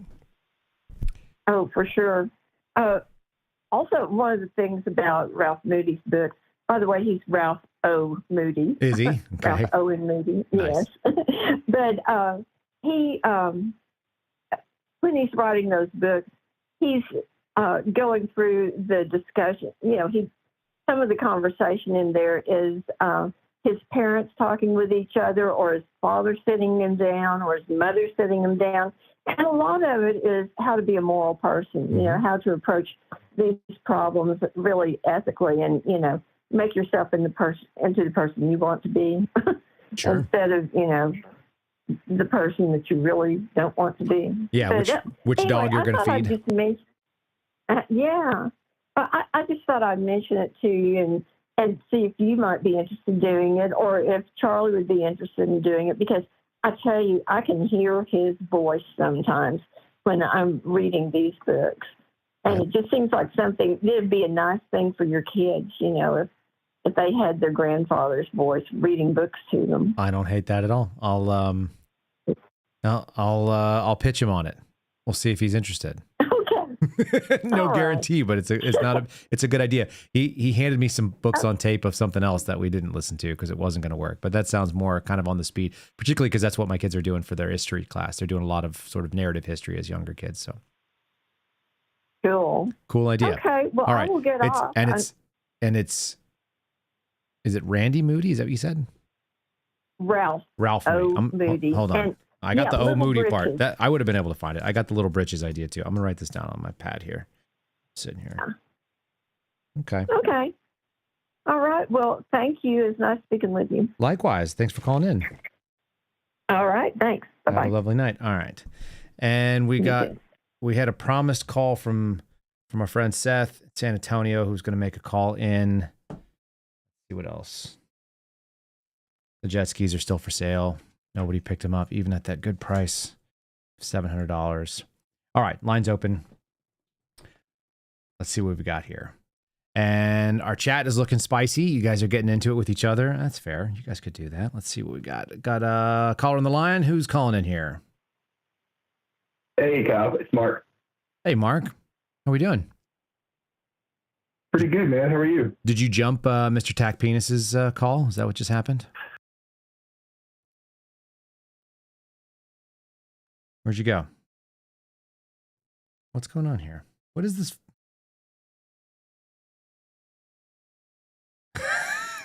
Mark, I lost you. Not by any fault of my own, but because we got... +1 5. Okay. Now who do I got? I'm hanging up on people on accident. You got the tech penis finally. Oh, man. Now, see, you and Mark were going to battle it out. Sorry, brother. Mark, I'm sorry. Mark will get you second. I promise. I'll let you back on next. No, there was like all these like awareness, like when they give you the banners and there was a bunch of stuff that kept popping in. It was like, here's some information. Here's some more information. And I was trying to swipe it away and it made it, I can't touch the phone. That's the only goofy thing about the app that we use for these phone numbers. How you doing, brother? That's funny. Mark, I'm good, man. How are you? I'm good. I'm well. What's in your heart? What's on your mind? This week has been so stinking funny, man. Just watching so many people trusting the plan so hard, getting so disappointed, and then the only solution is to trust harder. They have to trust harder. And I've been listening to you sometimes in those spaces you go into, and you are so much more like nicer to people than than I would be. But when you're trying to explain things, and then like last night, I'm hearing them like basically like, so Kyle, what you're saying is all kinds of stuff you weren't saying, and they're basically trying to put words in your mouth, but you're keeping your cool. You're like, no, I'm not saying that. I didn't say that. It's just been a ridiculous week, man. It's funny. My wife and I were talking about, she was like, one of those things you might do to go, that people seem to like are these debate shows. You go on into a debate show, you go onto like a whatever, the whatever podcast, you go onto one of these Jubilee things, you sit there and debate with people. And I'm like, I'm not sure I'm a debater. I don't think that's what I'm built for. And then she was like, you'd be fine. I was like, I guess I won't let anyone say something that I didn't say. But that is the tactic that a lot of people seem to use. You're right. They want to put words in your mouth so they can beat it up. And they try to do the Sean Hannity thing where they try and give you the answer in the question they're asking you, and you're like, no, actually, no, not at all. That's what's funny. But I notice it's just, people are just either pissed, they won't listen to reason, they're too emotionally invested into something and into their idol, this person, they can't just step back and be like, hey, I actually don't care about these people. Let me just look at what the reality is here. What are the actual facts? I don't want to be fooled. We have to, like, when someone tells me they hope something is true, it's really weird to me. I don't know what causes someone to do that. It's like, I hope this is true. It's like, well, why do you hope that? Like, why do you have any instinct about anything? Like, what is that even about? It's such a strange, it's a weird time to be watching this happen. What I compare it to is, say, interpretations of scripture, right? Mm-hmm. Some people are looking for specific verses to say like the exact thing they wanted to say to try and make their point valid, and ignoring everything else to the contrary. And so like when I've heard people, talking, it's been like, I don't know, you did it like 3 or 4 times. I just jumped in, and you'll be on there. And it's just funny because they're looking for something specific, and they're trying to ask all the questions and in some new way, some special way, just to get the answer they're looking for. It's like, no, just like in scripture, it says this specifically. You can't dance around it, and you can't like try and, argue your way around it. You're either going to accept what is objectively true, or you're going to just simply, sit there hoping and trusting even harder. Yeah, I mean, there's a lot of pretzel work, right? Where people are, well, somebody was, Yeah. at least I thought it was the right answer. I said, what you're doing is the most illogical thing that I can imagine, which is you're trying to find the longest way possible between 2 points. That's just, I don't know how you justify trying to make that. It's like, how did this happen? Oh, I think 11 steps happened, but I could do it in 2. The odds are the 2 is probably closer to reality if we're being serious. If we're, not that we're trying to be serious, apparently. The other thing is I keep trying to see people want to solve this mystery. They want to solve the mystery of the Epstein situation without any of the information in front of them.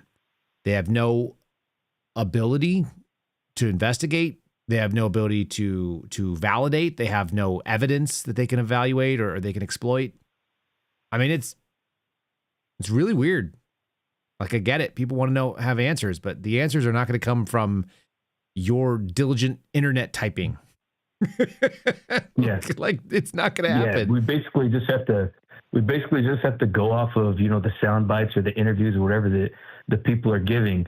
And I expect that as an investigator and, having interviewed people before, you can recognize certain tells when people are talking, right? Like, just different indications they give that, okay, that sounds more like somebody's just simply trying to, what's the freaking word for it? Qualifying statements. I think we've talked about it before. Yep. But you see a lot of that, and it's like, okay, well, now I know immediately I need to look at this, listen a little bit harder here and see, what else? Is it just, fluff they're trying to build up an argument on when there's no real substance? Indeed. There's a lot of people, like I said, that they've already got an opinion. So the question is can they back it up now? Not that they are going to look and see what the facts dictate. And then, of course, everybody comes to it with something. I don't know. I keep watching this. What's your instinct? Do you think that there's like some nefarious blackmail plot that's being hidden? Do you think what's been your takeaway on this? And if so, why? Well, we'll see. I have several takeaways, and each thing I only look at it as, hey, here's a possibility. But I also look at it, that possibility is because there's actual historical fact of, nefarious crap like this having happened in the past. Mm-hmm. Like Kennedy, like all the Hoover, right?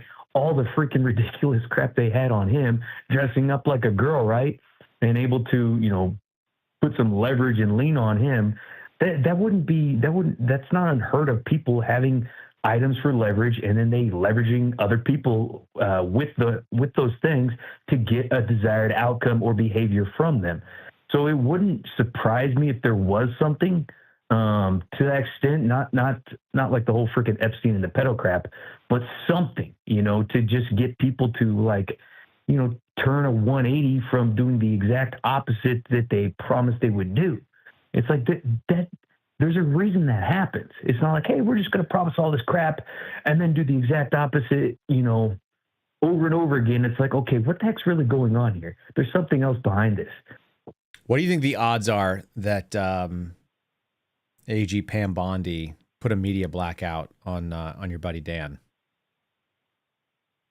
She might have, just because like Dan obviously has got like such a footprint on social media and recognition and all that other stuff that, anything he says would probably, it would stir the pot more than anybody else. His fans, he's got like so many freaking fans, people that would buy cans of his farts just to huff them. They love him so much. And then, people like Cat Turd, for example, who the dude was like a nobody until, Trump retweeted him, and then Dan started talking about him all the time. And then suddenly Cat Turd is like the trust the plan head cultist. He's like the lieutenant, stuff so like that. Bad, so man. It wouldn't surprise me. So bad. Yeah. It's so bad. One thing I also thought of. Tell me. I also thought about, and just a possibility, man, because this is my imagination. Okay. And I consider, so Obama and Biden, Biden is freaking puppet, but anyway, the old corpse was in the White House, right? So certain people had all the power at the time in the executive branch and in the Department of Justice to do various, shenanigans, and they tried to do all kinds of crap to Trump. Right. But it wouldn't shock me if these people who had sole access and custody of certain data freaking did some nefarious crap to that and tried to like maybe add some stuff in there or change some things or just simply delete some things. So, it could have been corrupted beyond, beyond what it was when it was originally, captured or whatever. At this point, no one's going to believe it anyway, no matter what you do. It's like, even if they were being totally honest, there's been too much nonsense. They've been flirting with censorship and trying to skirt around it and trying to avoid accountability on it. It's like, yeah, you're not going to get people to buy in on what it is right now, right? You can get. He just gave up a big nugget. We there. want. Yeah, exactly. There's the big nugget. I got to clean up that soundboard. I love that. I love it. He sounds so funny. Though, he sounds so happy about saying it too. That you gave him a big nugget there. Yeah, he's just like a freaking Goomba, man. It's really funny though. Oh yeah, it's silly. I don't. We're living in an unserious time, unfortunately. Yeah, it's been interesting watching Alex's, his little soundbite he's been putting out too. Because he's like, "Look, I'm not a freaking cultist." And he does his own voice, obviously the best. But it's just so funny whenever he Alex Jones is Alex Jones' voice. He's the best Alex Jones. Did you see him talking about the Pope? 10. It's always 10. He's like Donald Trump is not the Pope and he can't excommunicate me. Yeah, exactly. Holy moly. It's so stinking funny. It is. I watched him. He had some guy on maybe today. Who the hell was that guy? He has some guests on that. I don't think I saw that. I don't know who he was talking to, but it was very strange. He was talking to some dude who didn't know what was going on, who said things that weren't true, who was just like taking Alex's word. You never want to go in there and have Alex tell you stuff when you don't know what you're talking about, because you're gonna agree. Yeah. You're gonna agree with Alex Jones stuff with no pushback at all, and that's a wild ride to be on. I'll just tell you, I listen to him talk, and I've done this a bunch because I'm like, I know I'm accountable for everything I say, and somebody's gonna come and throw it back in my face, and so I'll go sit down with Alex, and he'll say some wild shit, which there's nothing you can do about it. He just says something wild, but that's not the question that he asked me. So he'll just be talking for a little while, like monologuing about Alex Jones' thoughts, and you're like, okay. Got it. Okay. You think that? And then he'll ask a question. So like, Kyle, what's going on here? And then you just answered the question that was asked of you. The rest of it had nothing to do with it. That was just Alex getting out like whatever was, concerning him at the time. It's the most, I know it's the most funny. mentally engaging interview that I'll ever do, because I'm constantly trying to figure out where do I get my thoughts in and what am I not co-signing on, which is a lot. I gotta be real. You see the stacks of paper he's always got in front of him? Yeah. I mean, it's like his mind has got to be even more. Well, what he does is he says all the stories that he wants to get through. So the way that it works, the way they organize it, because they produce it live, right? He's not pushing the buttons that have the scene. Somebody else is going to pull up the stuff that he does. So he tells them all the stories that he wants to cover, that he arranges them on his desk, and then he points to them on the desk. Right? Hold on. Let me. Right, here we go. He points to them on the desk, the thing that he's looking at, and the crew can see what he's pointing to in the overhead camera. So then they go to the story that he's about to talk about, and he reads it off the paper. Reads what he wants to read off the paper, comments on it, and so on. But he wants everything done on paper. Like they burn through reams of paper every day. Yeah, no doubt. Yeah, it's really funny. And then if I go in there and I send him anything in advance, then they bring it out to him, but he doesn't know what it is. So he's got like my papers that he's not sure what it is. And so like, then I have to tell him what's in front of him. And then there's a problem between him, me, and then the guys in the command post or whatever in the control room. That's when you can always tell he gets really frustrated because he doesn't know what's coming up next. And he's like, these people, these people, we love these guys. They come in and they send us all the stuff, but then they don't tell anybody what it is. And it's like, I said it to you. You didn't ask me what it was. I'm sorry you're so upset. It's so funny to make him mad, even though we like him, right? It's just funny because his reactions. Yes, we'll just produce it live right now. Okay, here's what we're gonna do. We're gonna go to break. It's so fun. It was like when RFK was on there and he was talking about the gay frog stuff. He's like, "Oh, I'm so dang mad," because RFK knew exactly what he was talking about. It like even named the whole study and everything, all the chemicals that were doing it. And Alex Jones is like, "Oh." Yeah, he takes it up to an 11 every time. Yeah, it's special. So what's tomorrow's show gonna be like, man? I don't know. I never know. I wake up in the morning and you know, the thing that moves me is what the show is. I'll have to go see what's the line that's being covered, but I'm mostly bored of a lot of this stuff. We've got a couple interesting things that are happening in our Suspendables chat. By the way, I guess Barack Obama came out and said you need to have a gay friend. Did you see that? Oh yeah, saw that. Yeah. So my asshole buddies, there's no other way to describe it, just decided to name our group chat My Gay Friends. So it hasn't been like that for 2 years. It's been named something else.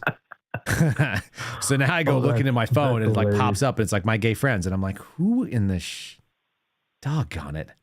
So now I've got 2 gay chat group names with my friends. One of them is the Gay Chicken Referees, which is ATF and FBI agents in it. And then this other one is the Suspendables chat is now called My Gay Friends. So we might talk a little bit about that weird normalization, which is being pushed, obviously. That Chip and Joanna Gaines thing does bother me. I don't.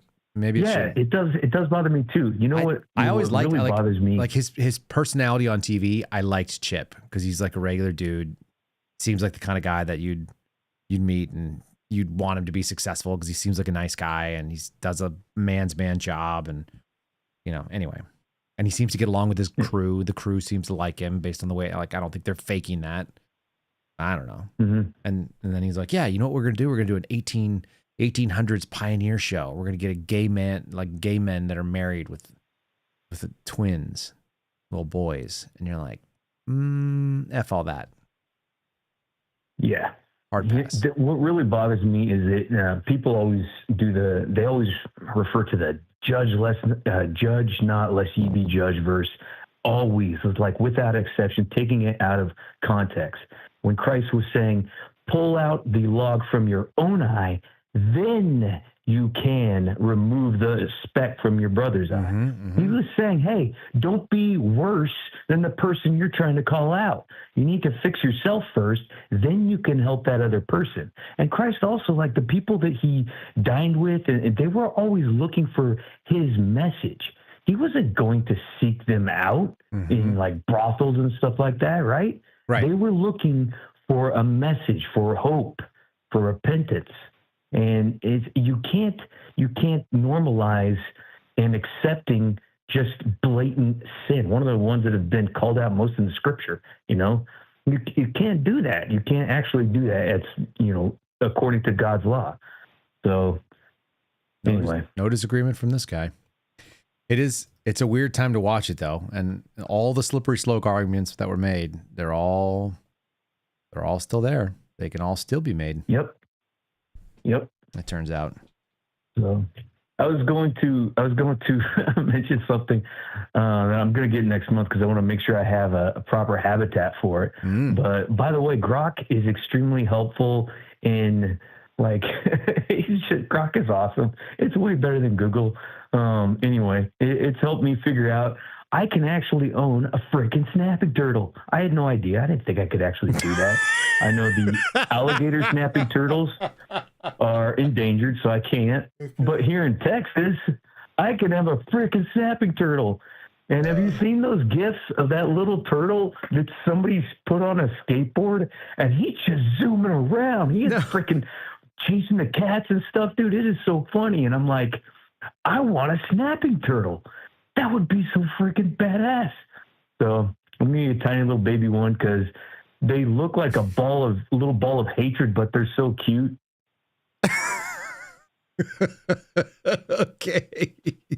Listen, the world is full of different strokes. I love that for you. That's really funny. That's like a little tiny dinosaur. If you had told me, you know, if you tried to tell me like, hey, I'm going to give you 5 guesses. Guess what I can own that I didn't think I could own. I wouldn't have landed on snapping turtle. Not in 20 guesses, man. Just so you know, not once have I ever been like, dude, can I own a snapping turtle or not?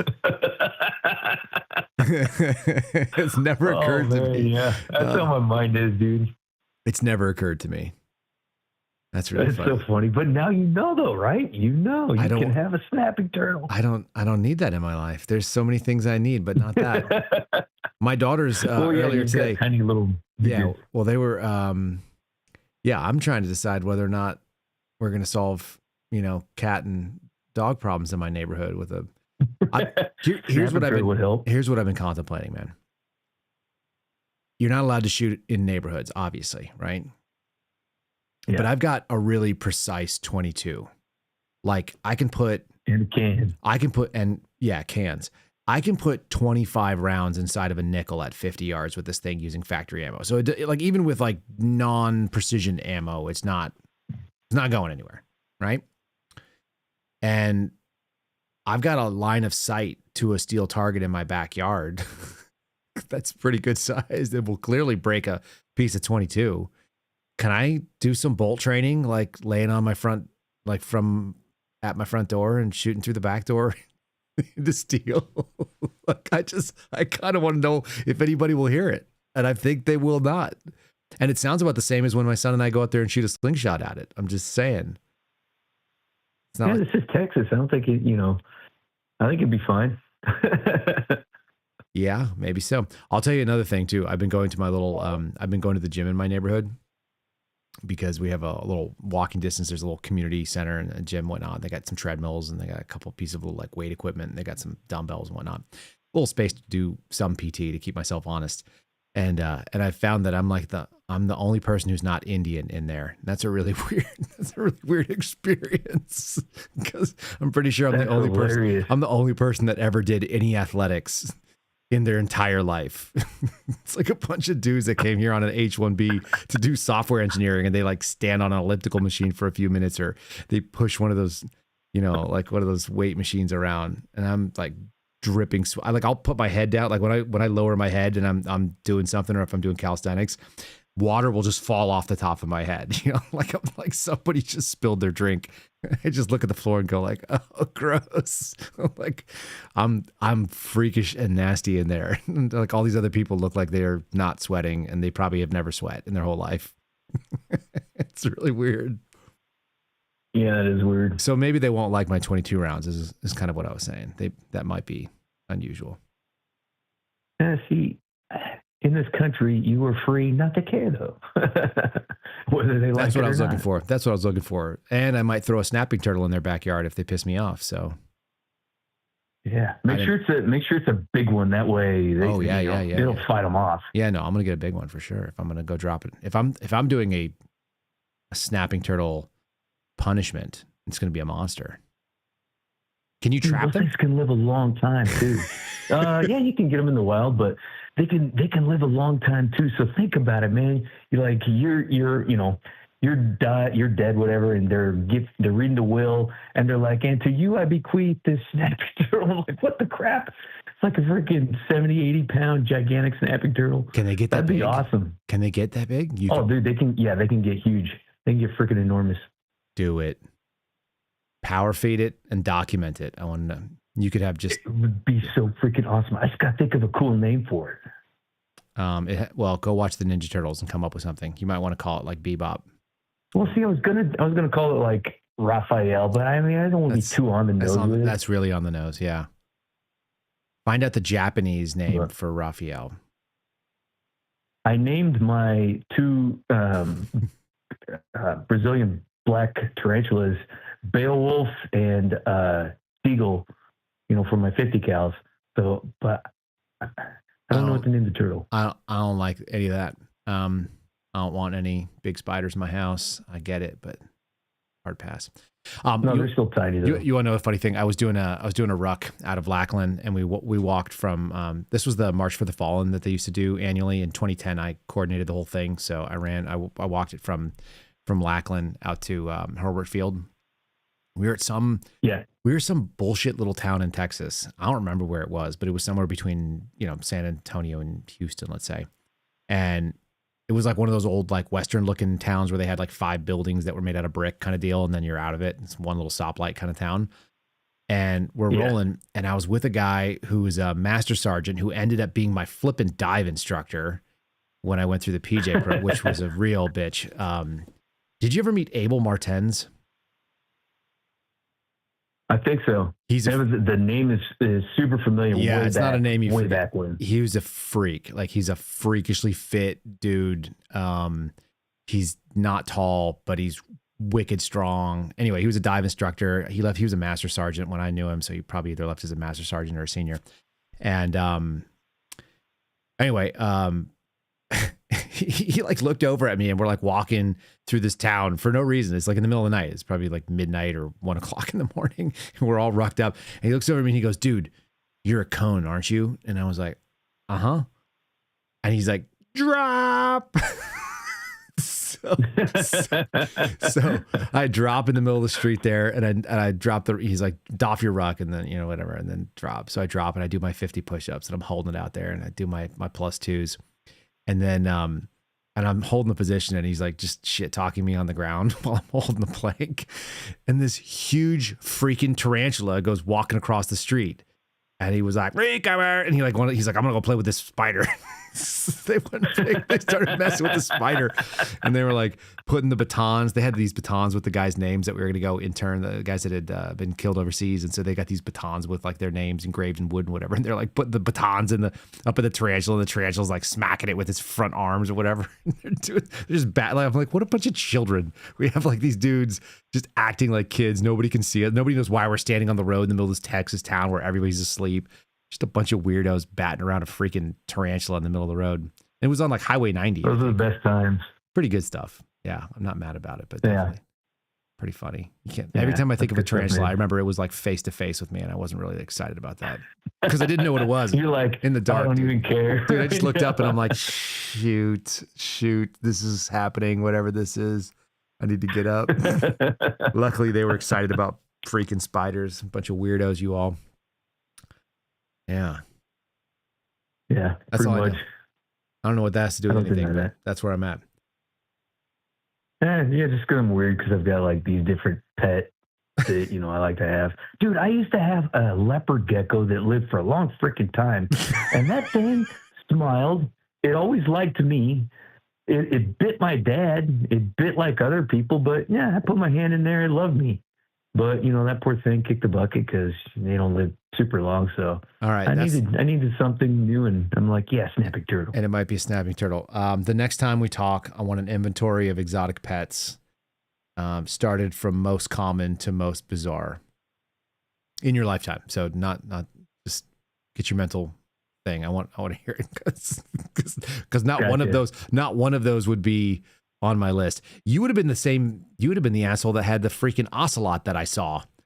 I saw some MS-13 dudes in a apartment that we were surveilling in Maryland, and they came walking out with a freaking ocelot on a leash. And we were like, dude, that would have been so cool. It was the weirdest shit. I took pictures of it over. I was like, what in the shit? So I took pictures of it and I put it in the case file in case they ever had to serve a warrant there. And I'm like, that's a huge freaking cat. And somebody was like, what kind of cat is it? I'm like, I'm pretty sure that's an ocelot. And they were like, that's not, like, are they in the jungle? And I'm like, dude, who knows what these weirdos are about? Brought a freaking cat out on a leash. The thing was like, that's so funny, man. It looked like it was about 45 pounds. I don't know how big an ocelot gets, but like I was pretty sure what it looked like. I should look it up right now while we're talking. Tell me whatever else you got. You know what's hilarious is when I'm doom scrolling through videos on like X, I come across these. I love all the animal ones because I want to hug every single thing that's got a pulse, as long as it's not like a shark. Dude, it was an ocelot. Look at this. It's weird. No, I've got. It looks just like these damn cats. Hold on, what's that? 18 to 34 pounds, ocelot. Yeah, this thing was probably like a 25 or 30 pounder. Carnivorous. What the hell? Is it bigger than a house cat? But when I was doom scrolling, I decided I want a cheetah. Of course you do. Of course I have to have my ranch and everything. But dude, they purr and they're so freaking adorable. And they're just giant and super fast and everything, but they're not like so big they're going to sneak and eat you. Of course they would hurt, but it would just be so awesome to have a freaking cheetah. I want, of course, all the animals, but we'll see how many I get. Hey, if you made friends with Joe Exotic, you could probably get him to help you with that. I think he's the guy. Oh, heck no, man. I would have to have meth, and I'd have to have, he'd be my gay friend. I guess that would work, right? You need a gay friend who's on meth. Yeah, what the hell? No. Who wears a that's Chuck Norris vest? My gay friend is Dan Bongino. He just gave up a big nugget. We want. You're right. Breaking news. Just gave up a big nugget there, buddy. All right, that's going to be my task for tonight. Before I go to bed, I'm going to go and make sure I get a clean version of the big nugget. Can get. He just gave up a big nugget. We want. I want to get a clean version of that. I know I can. I know I have it. It's got to be in there. Oh, it's funny. All right, I don't know what else I video got today, man. What's that? Of Schwarzenegger, dude. There are so many. That was of just them, for you. That was just for you. But I appreciated it. I was like, that is awesome. We got demonetized. I had to cut it out of my appreciate it, YouTube. I had to cut it out of YouTube because they said you're demonetized because they pulled the melody and not the vocals. And I was like, maybe I could argue it's parody and this and that. And then I went like, dude, I'll just cut it, whatever. If you want to watch, yeah. That's so funny. folks, if you're watching ever on YouTube and you want to go back and watch and you see something missing where I reference like something funny, that's what happened. I cut it for copyright, and it's over on Rumble. You guys can watch it there. Rumble doesn't care what you put up. You just steal other people's programs like people do. Freaking Cowboys, man. Should we call it a night?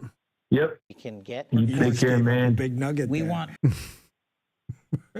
Yeah. Dan Bongino's your gay friend. You should put that in your bio. Yeah, I should. You know what? I'm gonna do that. I'm gonna do that as soon as I hang up. Yeah, I know you will. All right, bud. You have a good night. Thanks for calling in. And You too, man. now I owe Mark an apology, so we'll fix it. We'll fix it on the back end. All right, take care, brother. All right, take it easy. All right, peace. All right, we're going to call that a night. I won't leave you guys hanging. Mark, I didn't mean to cut you off, but I did, and it happened. And what am I going to do with you? So, yeah, we'll leave in our traditional way. Katie wants to know, what's your name? What's your name? What? What is your name? Tony! Fuck you, Tony! What's your name? Ezekiel! Fuck you, Ezekiel! Fuck you! Fuck you!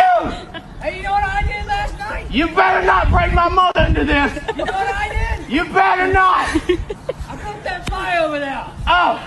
And I fucked your mother next to it! Fuck you, Ezekiel! Fuck you! Fuck you!